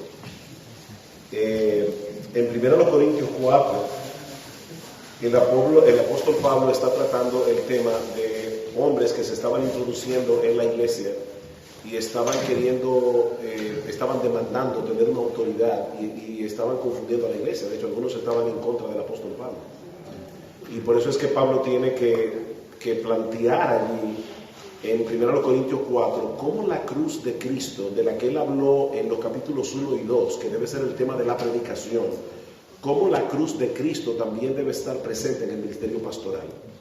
O sea, nosotros somos personas crucificadas juntamente con Cristo y debemos ministrar con esa conciencia. Y por eso Pablo comienza diciendo, tengamos los hombres por servidores de Cristo y administradores de los misterios de Dios. Aún Pablo, que era un apóstol de Cristo, no asumía una superautoridad en ese sentido. Ahora bien, se requiere de los administradores que cada uno sea hallado fiel. Y Pablo continúa hablando a estos hermanos de Corinto de cómo algunos de ellos aún estaban menospreciando la autoridad apostólica. Cuando Pablo dice en el versículo 8, ¿ya estáis saciados? ¿Ya estáis ricos? ¿Sin nosotros reináis? Es una ironía, ¿verdad?, de Pablo. Y luego habla de cómo en el versículo 12 nos fatigamos trabajando con nuestras propias manos, nos maldicen y bendecimos, padecemos persecución y la soportamos. En otras palabras, el pedigrí de Pablo, el currículum de Pablo, no era, tú sabes que yo tengo revelaciones directas del Señor y yo tengo esto y yo tengo lo otro. Él presenta sus sufrimientos como parte de su pedigrí ministerial. Es en ese contexto que ahora Pablo dice, yo no escribo esto para avergonzaros, sino para molestaros como a hijos amados, porque aunque tengáis 10,000 años en Cristo, no tendréis muchos padres, pues en Cristo Jesús yo os engendré por medio del Evangelio. Por tanto, os ruego que me imitéis. ¿Que me imitéis en qué? En esa disposición que tenía Pablo a sufrir por causa de su fidelidad al Señor. O sea, en vez de estar buscando posiciones en la iglesia, en vez de estar buscando ser reconocidos en la iglesia, dice Pablo, imítenme a mí, en ese sentido. Por esto mismo os he enviado a Timoteo, que es mi hijo amado y fiel en el Señor, el cual os recordará mi proceder en Cristo de la manera que enseño en toda parte y en todas las iglesias. Mas algunos estáis envanecidos, como si yo nunca hubiese de ir a vosotros. Y ahí es que dice, pero iré pronto a vosotros si el Señor quiere, y conoceré no las palabras, sino el poder de los que andan envanecidos. ¿Cuál es la prueba de la que Pablo está hablando allí? Ya que la persona pregunta, ¿verdad? ¿Hasta qué punto nuestras iglesias podrían pasar el examen? Este examen del que Pablo está hablando. ¿Cuál es el examen? Primero, no es un examen a la iglesia. Por eso quise poner el texto en su contexto. Es un examen a esos que estaban clamando tener una autoridad por el resto de la congregación. O sea, esto no es a la iglesia que Pablo va a aprobar. Es a los que se dicen ser ministros. Es a los que se dicen incluso ser apóstoles. Y luego, que cabría muy bien el día de hoy. Y Pablo dice, yo quiero ver, no las palabras. No las palabras, el papel lo aguanta todo y yo puedo hablar como un ángel. Es el poder de la persona que está predicando. Muéstrame los frutos de tu ministerio, muéstrame los frutos de personas transformadas, muéstrame los frutos de personas creciendo en santidad en el contexto de tu iglesia. Muéstrame los frutos de un ministerio donde el ministro está dispuesto a sufrir por amor a los hermanos. Muéstrame sus frutos. No vengas con palabras simplemente. Entonces yo creo que aquí el examen en todo caso sería a los pastores de la iglesia que están clamando tener una autoridad que no tienen. Pablo dice, el reino de Dios no consiste en palabras, consiste en poder. En un poder que transforma, en un poder que lleva al hombre a ser humilde. Es de eso que Pablo está hablando aquí. No sé si eso responde a la pregunta.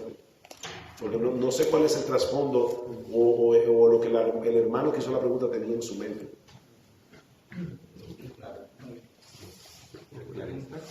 ¿Puedo preguntar algo sobre el micrófono? Sí.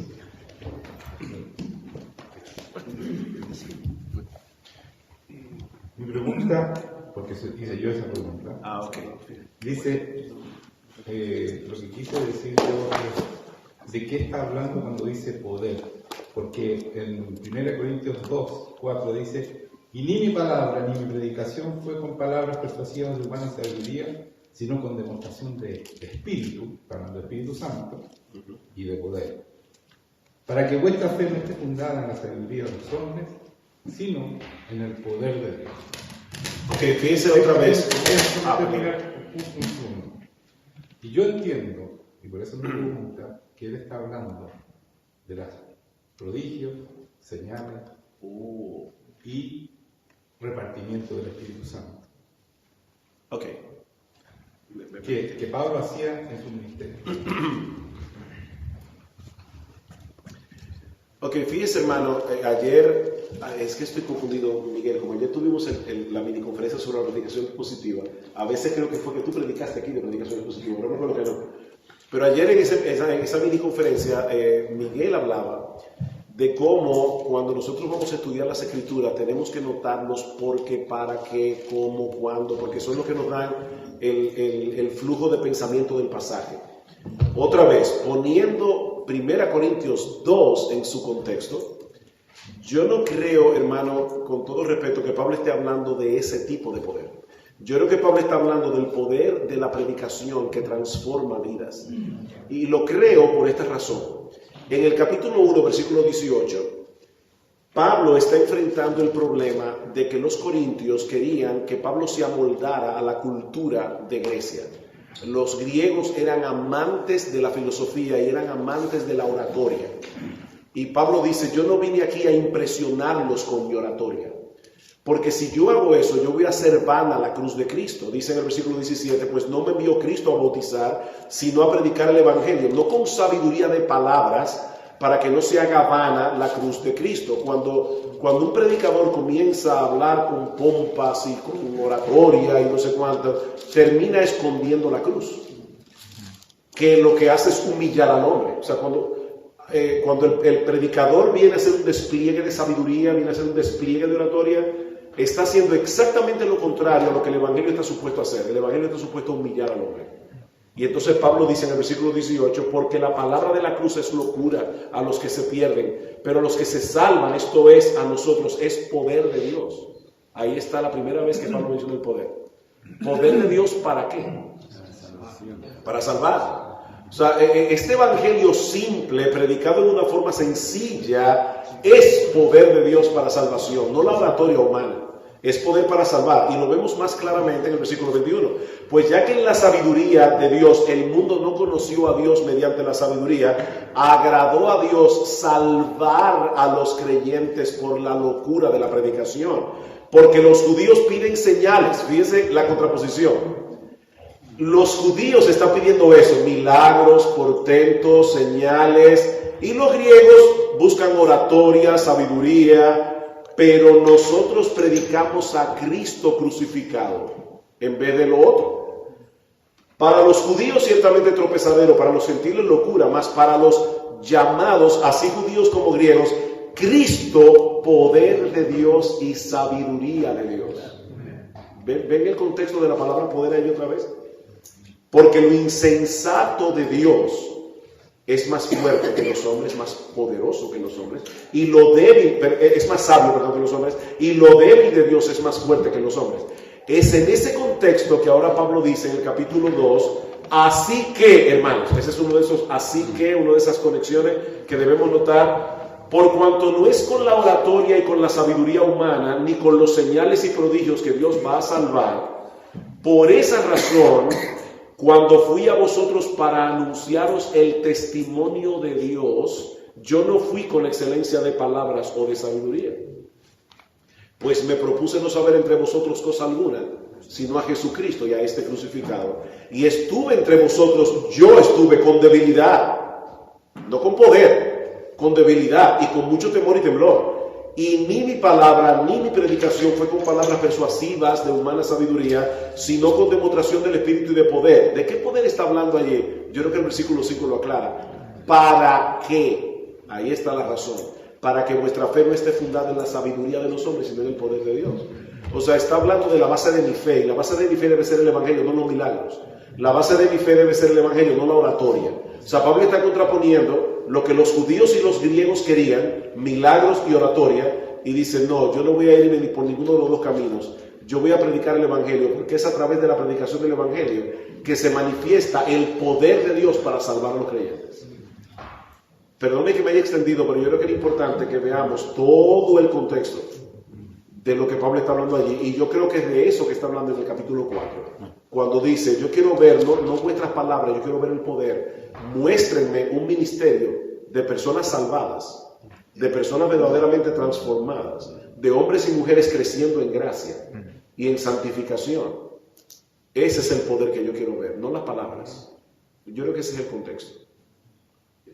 Ahora sí, ¿se aclaró la pregunta? ¿O? ¿Cómo fue?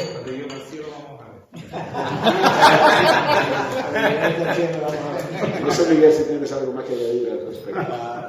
No, realmente yo estoy de acuerdo con lo que Sujel acaba de exponer. De hecho, en un momento dado le iba a decir a Pepe que quería el micrófono hasta que Sujel ya llegó al capítulo 4, capítulo 2, versículo 4, 5, 6, porque justamente esos versículos nos ayudan.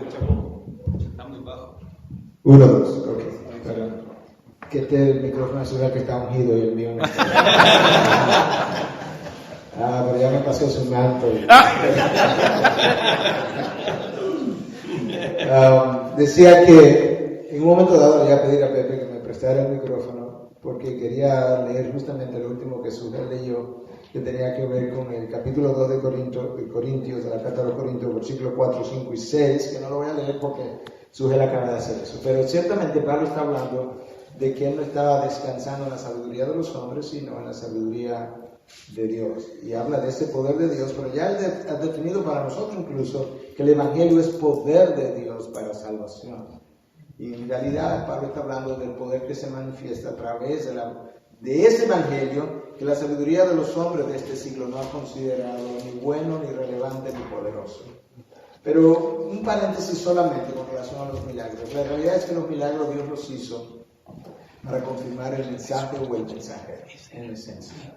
La importancia era el mensaje o el mensajero que lo llevaba.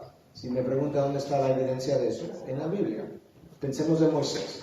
Nosotros tenemos 3 grandes áreas de milagros o grandes tiempos de milagros en la Biblia. El tiempo de Moisés. Elías. ¿Qué es lo que Moisés le dice a Dios? ¿Cómo vas a saber de esta gente que tú me enviaste? Y Dios le dice, bueno, fácil. ¿Qué tú tienes en la mano? Una vara, pícala, se convierte en serpiente, tómala, se convierte en vara. Mete la mano en tu bolsillo, sácalas, tiene lepra, vuelve y entrala, sácala, está limpia. Cuando yo vea lo que yo voy a hacer, mis portentos, ellos van a creer. Esa es la respuesta a la pregunta. Dios iba a confirmar el mensajero que iba a llegar hasta él.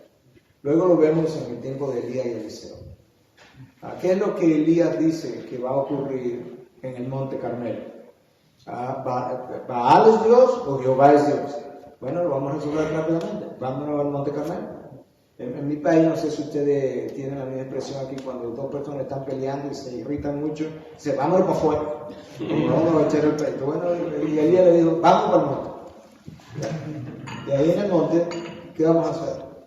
Bueno, vamos a hacer llover fuego del cielo y vamos a ver si esto que hemos preparado aquí va a ser consumido o no. Ya sabemos la historia. Fue consumido en el caso de Elías, no en el caso de los magos y los profetas de Baal. Dios confirmó. ¿Qué es lo que ve Elías? Dice, hoy vamos a ver quién es Dios. Entonces el profeta de Dios es confirmado, los otros 450 son eliminados. Cuando Cristo viene y dice, si no creen en mis palabras, por lo menos crean en qué cosa, en las obras que yo hago. Ellas confirman, porque de estas obras habló el Antiguo Testamento. Cristo es confirmado por las obras que Él hacía. Los milagros Dios los usó, no tanto por lo que nosotros pensamos que los milagros son, sino para confirmar su mensaje o su mensajero, lo cual hoy en día Dios hace igual con la predicación de su palabra. Es interesante que en el caso de Juan el Bautista, el más grande de los hijos de los hombres, de nacido de mujer, ¿se acuerdan de eso? No hizo una sola señal, un solo milagro. Pero ¿sabe qué más dice la palabra? Que el pueblo tenía a Juan por profeta. A Juan estaba confirmado, el pueblo ya lo tenía por profeta. De manera que nosotros tenemos que entender cuál fue la razón de los milagros. Y de esa misma manera, entonces, al ver esto que Pablo dice, que ustedes andan buscando milagros como los judíos, eso es lo característico. Cristo les dijo en un momento dado, cuando el oficial viene que le sane su hijo, que le dijo, vosotros si no veis señales, no creéis. Y los reprende. Y más adelante le dice, benditos los que han creído sin haber visto. A nosotros nos encantaría ver milagros. Y Cristo dice, no, si tú has creído sin haber visto, tú eres bendito. Porque el Espíritu de Dios se ha manifestado en ti de una manera extraordinaria que no necesitó de los grandes milagros para llevarte a la salvación. Amén. Una cosita más. Gracias. Hay un escrito de Martín Lutero que lamentablemente es muy desconocido en el día de hoy. Siempre nosotros oímos hablar de las famosas 95 tesis. Y todavía cuando Lutero escribió esas tesis, su comprensión del Evangelio no estaba muy clara. De hecho, ustedes leen las tesis con cuidado, se van a dar cuenta de eso. Un año más tarde, Lutero tuvo que ir a Heidelberg. Y ahí fue otra vez cuestionado por la orden de los agustinos. Y para esta ocasión, Lutero escribió lo que él llamó paradojas. Y esas paradojas, lamentablemente, el pueblo evangélico la desconoce en su gran mayoría. Ahí fue que Lutero comenzó a desarrollar lo que luego sería conocido como la teología de la cruz. Yo recomiendo de todo corazón que los creyentes del siglo XXI conozcan la teología de la cruz de Lutero. La teología de la cruz consiste en lo siguiente. Lutero decía, el problema con el catolicismo romano es que el catolicismo romano piensa como los seres humanos lógicamente piensan. Si yo me porto bien, Dios me va a bendecir. O sea, la salvación tiene que ser por obras, porque Dios obviamente va a recompensar al que lo hace bien. Dice, no, Dios hace las cosas en una forma completamente paradójica. La cruz es el colmo de la necedad. El colmo de la necedad. O sea, ¿cómo es posible que Dios salve a través de la muerte del Salvador? Eso es una paradoja. ¿Cómo puede ser que Cristo manifiesta su mayor poder en su mayor debilidad? ¿Cómo puede ser que él muestra ser un rey asumiendo la postura de un siervo? Entonces dice, esa es la teología de la Biblia. La del mundo, incluyendo a los católicos romanos, es una teología lineal, dice Lutero. La teología de la Biblia es una teología en forma de cruz, es una paradoja. Y este pasaje de 1 Corintios es vital para entender la teología de la cruz.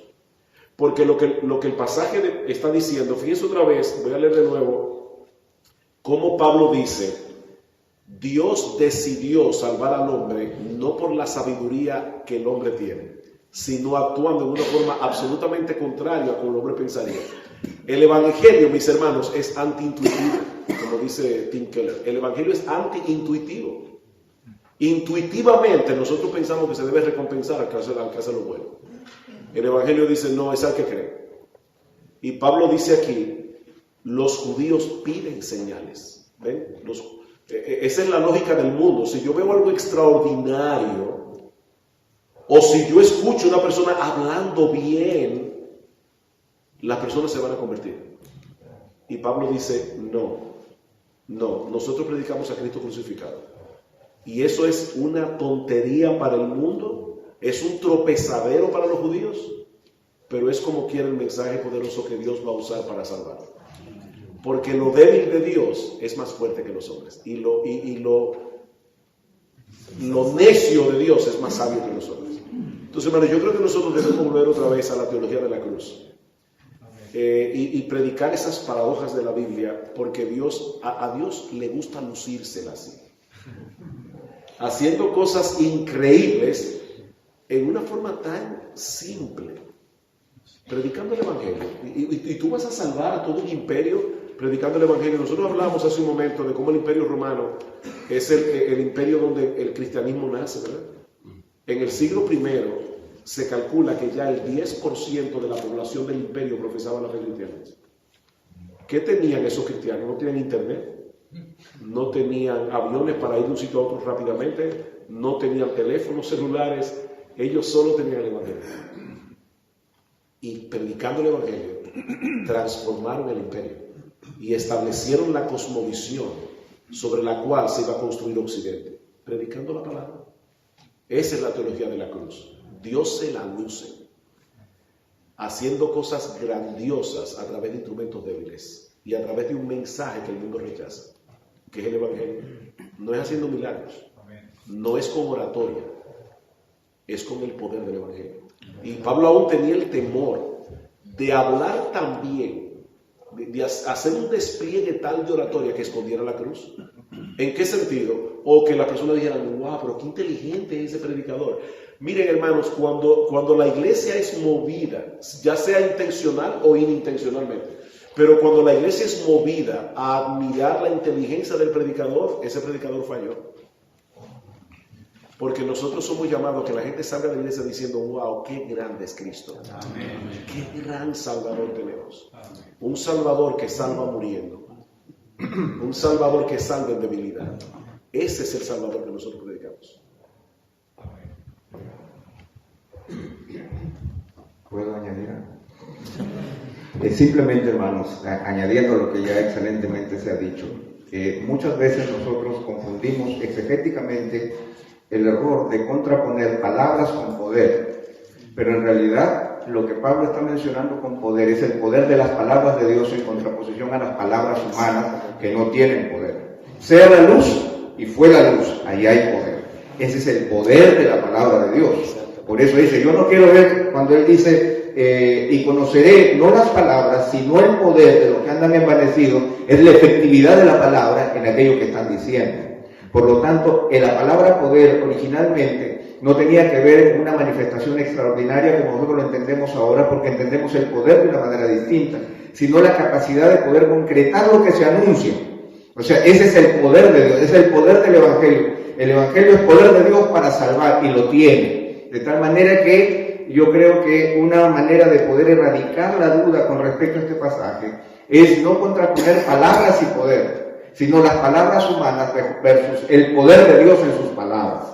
Entonces Pablo simplemente lo resume porque él era un predicador y por lo tanto él usaba palabras, pero eran las palabras del Evangelio que tienen poder de Dios para salvar. Y eso es lo que hemos venido recalcando, que el Evangelio es lo único que salva, transforma y cambia. Las palabras humanas, la oratoria humana, los métodos humanos, la psicología humana no transforman el corazón del hombre. El poder de Dios está en su palabra y en el Evangelio. Amén. Entonces no separemos palabras con poder, sino son palabras humanas versus el poder de la palabra de Dios. Y yo creo que ahí nosotros podremos entender más claramente todo lo que Pablo está tratando de decir en este pasaje. Pastor Miguel, la pregunta es, en base a 1 Corintios 3:16, seguimos con Corintios, ¿no sabéis que sois templo de Dios y que el Espíritu de Dios mora en vosotros? Somos templo de Dios y que el Espíritu Santo obrará en nosotros. Entonces, ¿por qué cuesta tanto dar fruto del Espíritu? Bueno, yo voy a ir de lo peor a lo mejor. Y lo peor es que a veces el Espíritu no mora en esa persona. Volviendo a Mateo 7:22, muchos me dirán en aquel tiempo, Señor, Señor, en tu nombre predicamos, en tu nombre echamos fuera demonios, en tu nombre profetizamos. Y en la enseñanza que Cristo da, no se pueden argumentar sus palabras. ¿Sí? Ustedes creyeron que estaban haciendo de esa manera, lo hicieron en mi nombre, pero no con mi poder, fuera de aquí, que yo nunca los conocí. No fue que lo conocí una vez y dejaron de ser, nunca los conocí. Yo creo, decía alguien en el receso, con relación a una pregunta distinta, pero llegamos al mismo punto en este momento. Después de observar mucha gente, que hay mucha gente diciendo, mi esposo, mi marido, mi esposa, mi hijo, hicieron una profesión de fe hace ya 10 años, 15 años, pero nunca ha dado fruto. Mi conclusión es, esa persona no nació de nuevo. No estoy hablando de al mes, estoy hablando de pasado un tiempo. Me resulta difícil, si no imposible, concebir dos cosas. Número uno, Dios dice en Romanos 8 que aquellos que Él de antemano conoció, a eso Él predestinó, a lo que predestinó llamó, a los que llamó justificó, a lo que justificó glorificó, y sigue leyendo y dice, ¿qué cosa? Para ser conformado a la imagen de su Hijo. Desde la eternidad pasada, Dios ha hecho un llamado y una elección con un propósito. El propósito número uno por el cual el Espíritu Santo viene a morar en mí es para conformarme a la imagen del Hijo. Que Dios, que abrió su boca y de la nada produjo todo, billones de galaxias con simplemente hablar, venga a morar en la persona del Espíritu Santo en mí, y que 10 años después Él tenga que decir, tengo 10 años aquí pero no puedo con Miguel. Si Dios tiene que orquestar desiertos en mi vida, si Dios tiene que romperme una pierna simbólicamente hablando, si Dios tiene que hacer lo que sea para que esa imagen se forme, Él lo va a hacer. Entonces yo creo que la ausencia de frutos milita de manera poderosa en contra de mi conversión. Ahora, aún así el Espíritu Santo viene a morar, ahora ya genuinamente, y hay algo que dice, bueno, pero me está dando dificultad en dar frutos.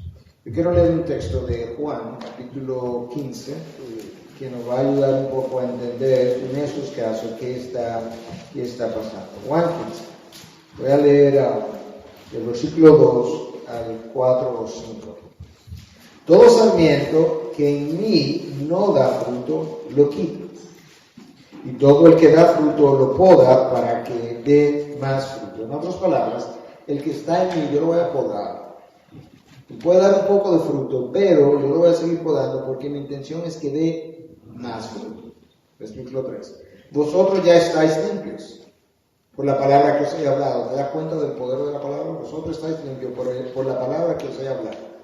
Permaneced en mí y yo en vosotros. Como el sarmiento no puede dar fruto por sí mismo si no permanece en la vid, así tampoco vosotros si no permanecéis en mí. Me voy a parar en un momentito. Yo creo que muchas veces nosotros estamos tratando de producir fruto por nuestras propias fuerzas, nuestro propio esfuerzo humano. y se nos olvida que realmente es el Espíritu de Dios que hace ese trabajo. Yo tengo que exponerme a la responsabilidad que a mí me toca, de la cual Suber habló. Yo tengo que exponerme a los medios de la gracia. Tengo que ponerme a la predicación. Yo tengo que ser parte de una iglesia local donde se enseñe la palabra, donde yo pueda crecer. Pero yo necesito recordar que yo no puedo hacer eso por mí mismo. Escúchalo otra vez. Como el sarmiento no puede dar fruto por sí mismo si no permanece en la vida, así tampoco vosotros si no permanecéis en mí. Escúchalo. Yo soy la vid, vosotros los sarmientos. El que permanece en mí y yo en él, ese da mucho fruto, porque separados de mí nada podéis hacer. Piensa en una vid ahora, piensa en el tronco y las ramas. Cristo es el tronco, nosotros somos las ramas. Imagínate una rama que estaba pegada del tronco, que está ahora produciendo mangos, es una fruta muy tropical. Está produciendo mangos. ¿Tú piensas que la rama, si pudiera hablar, diría, cuánto trabajo da producir mangos? No. Ella produce mango de manera natural. ¿Cómo lo hace? Permaneciendo pegada al tronco. Esa rama creció, imagínate que ella pudiera hablar, tú piensas que ella diría, crecer si da trabajo en este tronco. No, ella crece de manera natural, pegada al tronco. Permanencia es la clave de la fructificación.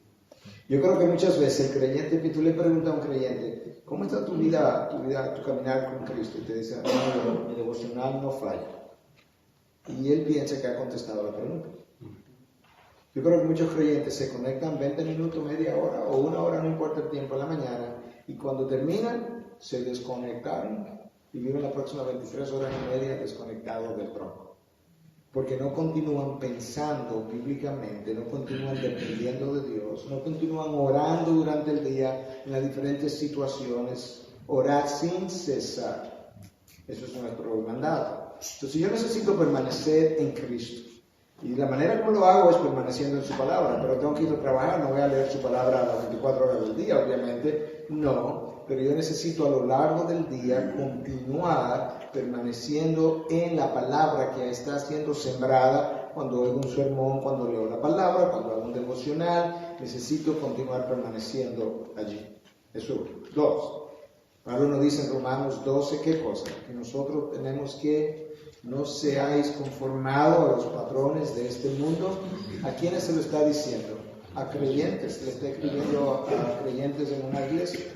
Entonces yo creo que muchas veces también se nos resulta difícil fructificar porque hemos sido conformados a los patrones de este mundo. Hemos adoptado una cosmovisión que ya no me queda bien. Eso es una ropa que no me queda bien ya, porque yo soy un cristiano y tengo un corazón convertido, pero mi mente todavía tiene muchos patrones que continúo absorbiendo día a día, dándole forma a mi mente. ¿Y qué ocurre entonces? Que no puedo, quiero que Pablo termine diciendo, para que podáis comprobar cuál es la voluntad de Dios, que es buena, agradable y perfecta. Yo no puedo hacer eso si mi mente continuamente está siendo transformada por los patrones de este siglo. J.B. Phillips tiene una traducción de la Biblia, él dice, no permita que el mundo te dé la forma de su molde, que te moldee, no permita que el mundo te moldee. Y yo creo que se hace muy difícil fructificar cuando estamos permitiendo que el mundo nos dé forma y al mismo tiempo querer leer la palabra y fructificar conforme a la palabra con una mente no santificada. Mi mayor queja con frecuencia es, ¿qué pasa entre el domingo de la mañana cuando tú predicas la gente dice amén, gloria a Dios, aleluya, así es pastor, predique, continúe, y el lunes de la mañana cuando va a trabajar? Porque muchas veces cuando él se va a trabajar, él trabaja igual que un pagano, en sus motivaciones, en sus formas de obtener ganancias, en su forma de sacar provecho del cliente. ¿Qué pasó? Él no tiene una mente transformada. Entonces yo creo que para fructificar es un problema de permanencia, es un problema de la mente que está continuamente o siendo formada por la palabra o deformada por los patrones de este siglo. Y eso es lo que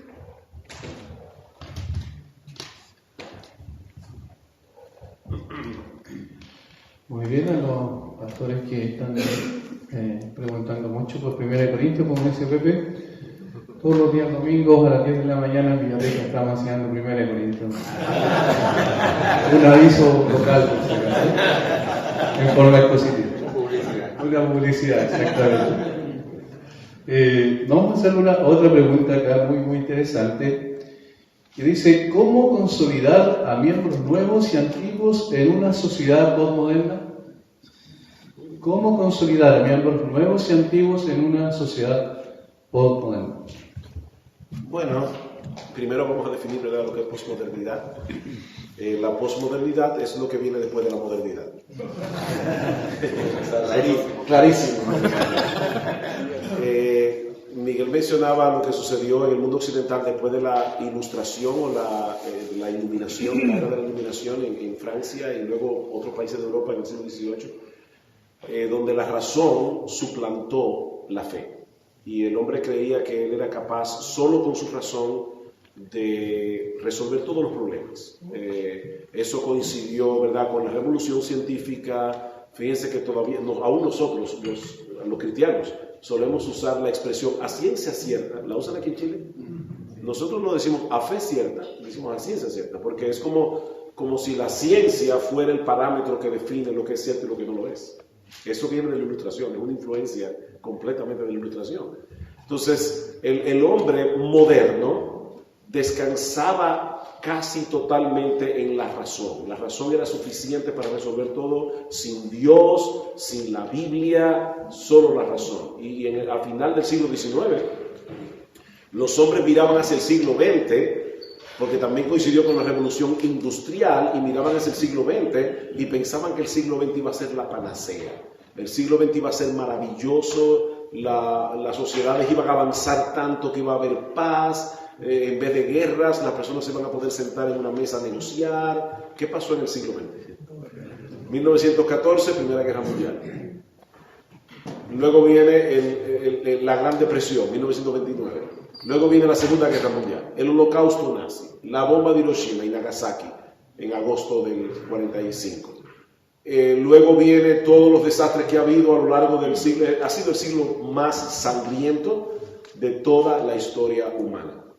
A partir de la década de los 60, esa no sé cómo le llaman aquí, una vejiga, un globo, ese globo que se había hecho en la razón fue de repente explotado, y entonces comienza una era de desesperación.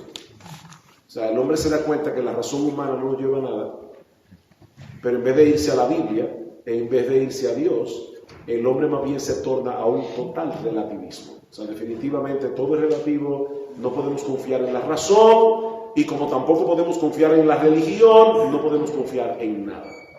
Todo es relativo, no existe la verdad, existe tu verdad, mi ética, tu ética. No se pueden imponer valores universales. Eso es básicamente lo que predica la posmodernidad. Viene después de esa confianza en la razón, una desconfianza en la razón humana. Ahora bien, ¿cómo nosotros podemos preparar a nuestros miembros para contrarrestar eso, nuevos y viejos? Predica la palabra. Porque la palabra de Dios es absoluta. En un mundo relativo. La palabra de Dios tiene respuestas absolutas en un mundo relativo.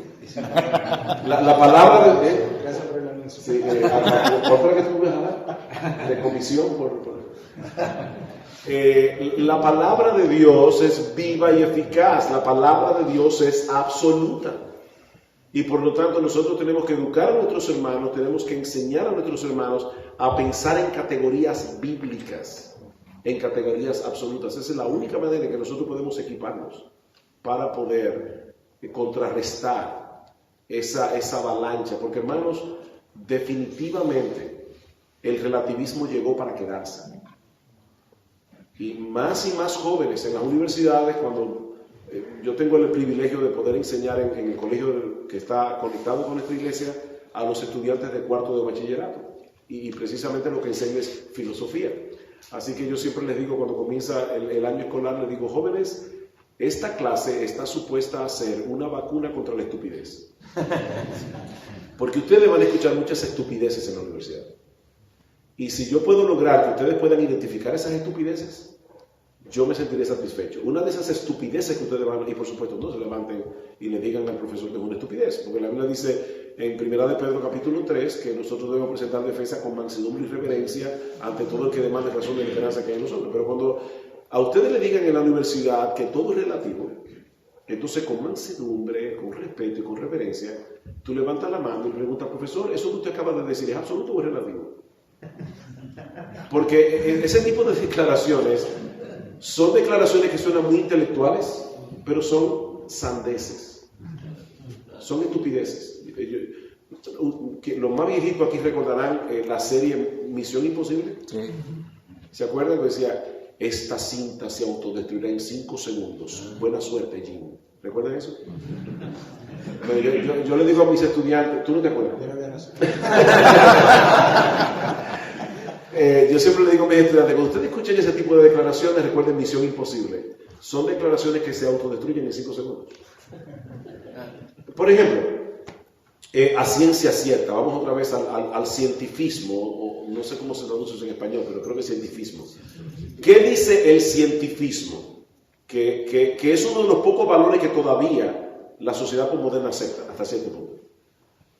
La ciencia es el único parámetro de la verdad.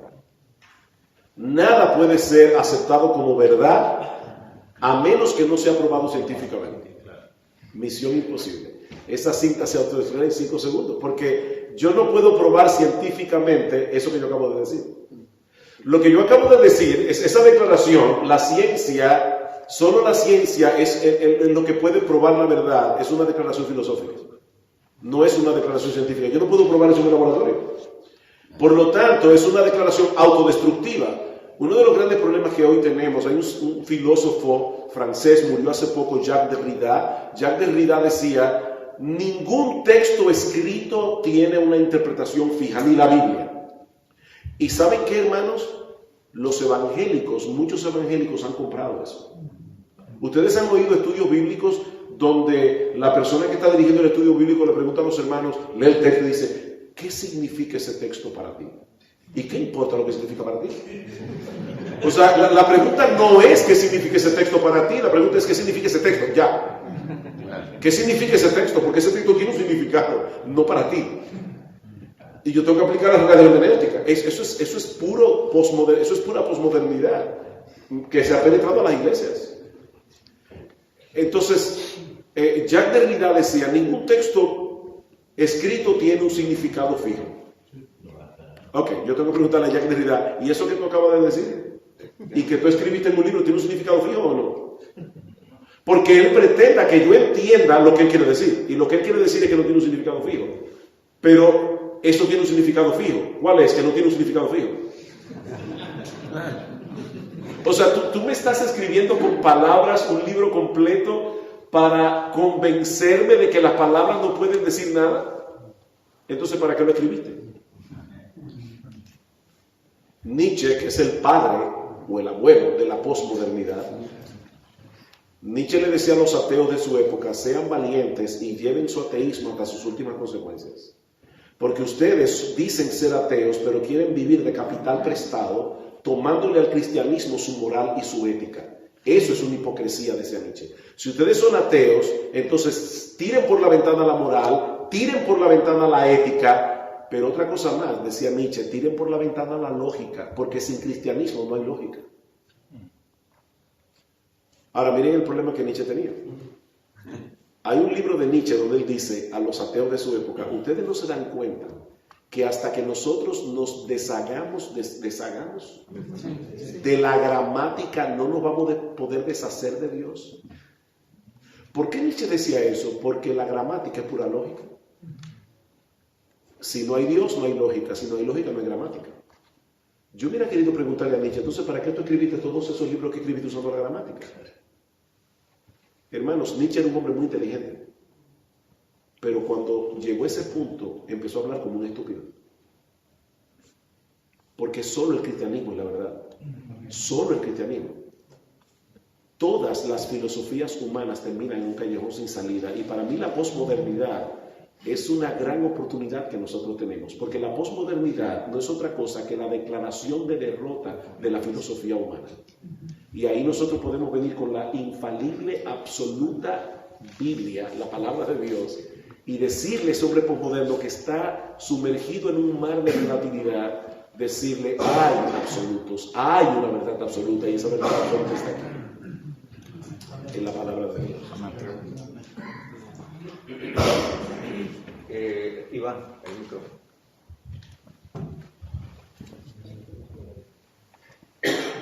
Relacionado con el mismo tema, algo que ha sucedido por lo menos en nuestro país hace poco, que quizás, no sé si todos los pastores que estamos acá lo conocemos, lo entendemos, es que han habido grupos y digamos centros de estudios teológicos de iglesias evangélicas liberales. Entonces me gustaría preguntarle a los pastores, porque vuelvo a decir que es un tema que es relativamente nuevo, si bien hay mucha diversidad en el mundo evangélico en Chile, si hay una, digamos, hay un ente común que creemos que la palabra de Dios es la verdad, etc. Entonces lo que yo quiero preguntar es, ¿cuáles ven los peligros ustedes de iglesias evangélicas liberales, que es como un ataque más interno, y cómo podríamos también nosotros quizás percibir esa diferencia? Bueno, el liberalismo teológico comienza negando la infalibilidad e inerrancia de la Biblia. Ellos te van a decir, bueno, la Biblia es verdad en un nivel de pensamiento. O sea, por ejemplo, yo creo que era Miguel que me comentaba la vez que te preguntaron si la historia de Jonás es verdad. Y dice, bueno, lo que dice el libro de Jonás es verdad. Lo que había que preguntarse es si la historia es verídica. Se ocurrió. Eso es un sofisma. O sea, realmente si la historia de Jonás no ocurrió, entonces tenemos un serio problema. Si a Jonás no se lo tragó un gran pez, nosotros tenemos un serio problema, porque Cristo habla de Jonás como un personaje histórico y habla de ese evento en particular como algo que realmente ocurrió. Entonces, cuando yo comienzo a jugar con la Biblia, a hacer gimnasia exegética, tarde o temprano yo voy a terminar negando un montón de otras cosas de la Biblia, incluyendo el Evangelio mismo. Hoy día, en algunos círculos evangélicos liberales, se está cuestionando la historicidad de Adán. Eso antes lo hacían las personas inconversas, pero ahora estamos hablando de evangélicos que se preguntan, ¿fue Adán un personaje histórico? Es que tan pronto yo ataco la historicidad de Adán, lo que está en juego es el Evangelio. Porque el pecado entró en el mundo por un hombre, que fue la cabeza representativa de toda la raza humana, y la salvación vino por un hombre, que es la cabeza representativa de todos los salvos, que es Cristo, el segundo Adán. Entonces, todo el engranaje del Evangelio, en cierto modo, depende de la historicidad de Adán. Entonces, aquí tenemos que volver otra vez al punto de que negar cualquier aspecto de la Biblia ya pone en riesgo la Biblia completa. O sea, tan pronto yo digo, bueno, yo no sé si estoy inspirado, si no estoy inspirado, y entonces ya yo me convierto en el juez que decide lo que es palabra de Dios y lo que no lo es. Karl Barth, que fue un gran teólogo del siglo XX, Karl Barth se opuso al liberalismo, pero lamentablemente la solución que ofreció fue tan mala como la enfermedad, porque Barth decía, nosotros tenemos que tener un encuentro existencial con la Biblia. ¿Qué significa eso? Que la Biblia no es la palabra de Dios, sino que la Biblia contiene la palabra de Dios, porque cuando yo estoy leyendo la Biblia y tengo un encuentro existencial con Dios a través de ese texto, en ese momento ese texto es palabra de Dios. Uy, eso es muy sutil. Pero no, la Biblia es palabra de Dios, aunque yo me haya levantado con dolor de cabeza esa mañana, la haya abierto, la haya leído y yo no me haya encontrado con Dios por ninguna parte. Porque eso es posible, que yo lea la Biblia y no me hizo nada, pero sigue siendo palabra de Dios. El hecho de que este libro es palabra de Dios es algo externo a mí, no importa lo que yo crea, sigue siendo palabra de Dios. Y si en el mundo entero no hay nadie que cree en él, sigue siendo palabra de Dios. Entonces, hermanos, tenemos que tener cuidado con el liberalismo teológico. Eso está, tal como tú dices, está resurgiendo otra vez en las iglesias evangélicas. Y eso es peligroso. Hoy día tenemos el debate de la homosexualidad. Y entonces hay personas que se sienten presionadas, ¿verdad?, por el tema de la homosexualidad y están tratando de ver cómo yo puedo aceptar la homosexualidad para ser potable al mundo cultural en el que vivimos. Hay que hacer gimnasia exegética para tú aprobar la homosexualidad por encima de la Biblia. Acrobacia, gimnasia exegética, pero no poder aprobar la homosexualidad aún diciendo que cree en la Biblia. Pero cuando tú comienzas a hacer ese tipo de acrobacias, tú no te vas a quedar en la homosexualidad, tú vas a seguir. Y otras cosas, mientras la cultura siga cambiando, nosotros vamos a seguir cambiando la Biblia. Pero hermanos, miren, el hombre siga pensando lo que quiera. Dios es veraz y todo hombre mentiroso. Cuando el hombre dice algo contrario en la Biblia tiene razón. Y el hombre está equivocado. Disculpe. La verdad es que estamos en el tiempo preciso y si seguimos dando la posibilidad de preguntas y respuestas, en realidad van a quedar sin almuerzo. Si ellos quieren quedarse sin almuerzo, no hay ningún problema. Bueno, Miguel puede. Miguel se quedó sin almuerzo. Yo soy más carnal, pero él responde bastante. A ustedes lo ven así, pero él responde bastante bien. O sea, yo me voy a comer, se quedan con Miguel y bien. ¿Qué te parece? Y a la una el pastor Suquel tiene también un compromiso. Estamos llegando al tope de ese compromiso, así que disculpa hermano, lo que pasa es que no se puede. 59. Simplemente para unir dos cosas que Suquel ya dijo. Suquel decía que hoy en día estamos luchando con la homosexualidad y que mucha gente se está preguntando cómo yo puedo suavizar, o más que suavizar, como match, aparear esa nueva corriente con lo que la Biblia dice, de manera que tengamos una posición más digerible, más fácil de tragar ante la sociedad. Bueno, el liberalismo en gran manera surgió por querer dar una respuesta que fuera congruente con la ciencia que estaba surgiendo. Entonces ahora yo quiero tener parte de esa ciencia, pero yo quiero presentar una versión evangélica de esta verdad, pero que sea congruente con la ciencia. Y entonces pronto comenzamos a negar la infalibilidad de la Biblia, y pronto comenzamos a negar partes de la Biblia que fueron inspiradas, y como ya mencionaba directo o indirectamente, no recuerdo, pero cuando el académico hoy en día dice, esta parte de la Biblia no es inspirada y esta otra parte sí lo es, él se ha convertido en la fuente infalible que ha podido juzgar lo que otros escribieron cientos y miles de años atrás. Y la pregunta es, ¿él es un mejor testigo que aquellos que fueron testigos oculares de los hechos? ¿Él es una mejor fuente, más confiable de aquellos que fueron testigos oculares de la ciencia? Si tú aceptas la no inerrancia de la Biblia, niega la infalibilidad de la Biblia, tú no puedes hacer ni siquiera misiones. ¿Qué tú le dices a una persona a quien tú vas a evangelizar y tú estás ahora discipulando acerca de este libro? Bueno, mira, hay porciones que tú puedes creer y hay otras porciones que no puedes creer. ¿Qué tú le dices acerca de Adán y Eva? Realmente no existieron. De manera que la creación, el relato que nosotros tenemos de la creación es mitológico, pero yo quiero que tú abandones tu relato mitológico de la creación para que aceptes mi relato mitológico de la creación. ¿Qué tú piensas que te va a decir? Yo no sé qué tú estás comiendo, pero tú estás mal de la cabeza. ¿Por qué razón yo voy a abandonar mi cosmovisión de la vida, de la creación y de Dios, que es defectuosa según lo que tú entiendes, porque me está pidiendo que la abandone, para adoptar otra cosmovisión y revelación igualmente defectuosa, lo único que viene del norte o viene de Europa o viene de donde sea? ¿Te das cuenta cuál es el peligro que nosotros incurrimos cuando negamos la infalibilidad y la inerrancia de la Biblia? Miguel, ¿y eso también puede estar relacionado con la interpretación literal? De interpretar la escritura literalmente, por ejemplo, cuando hablamos de la creación, con respecto a veces se hace concepciones con la ciencia, si bueno, no es literal la creación.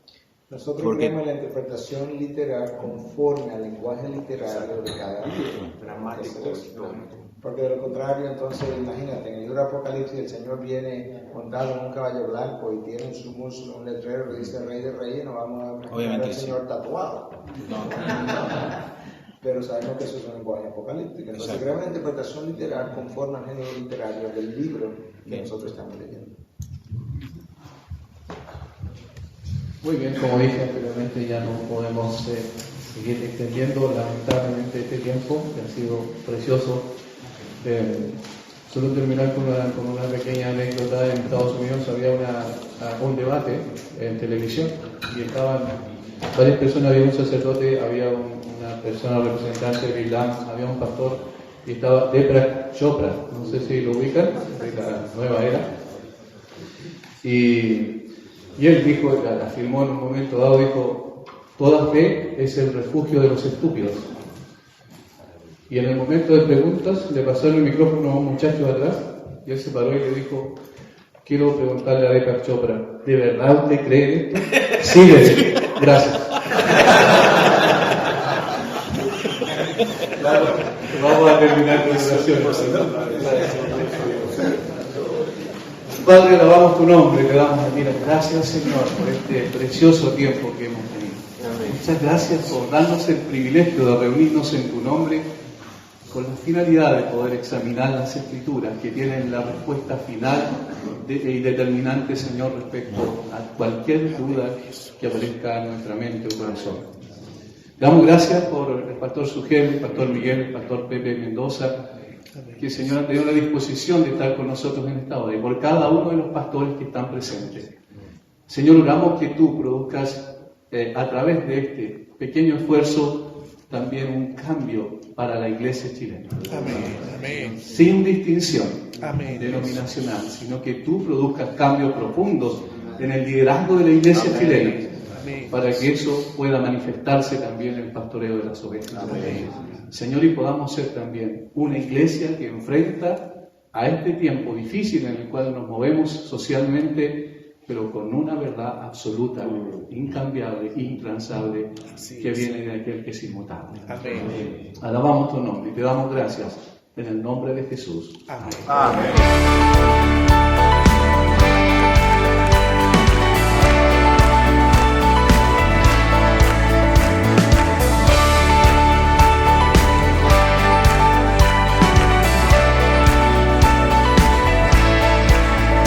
Las cadenas de la muerte me quitó. Para mí ya no hay condenación, hay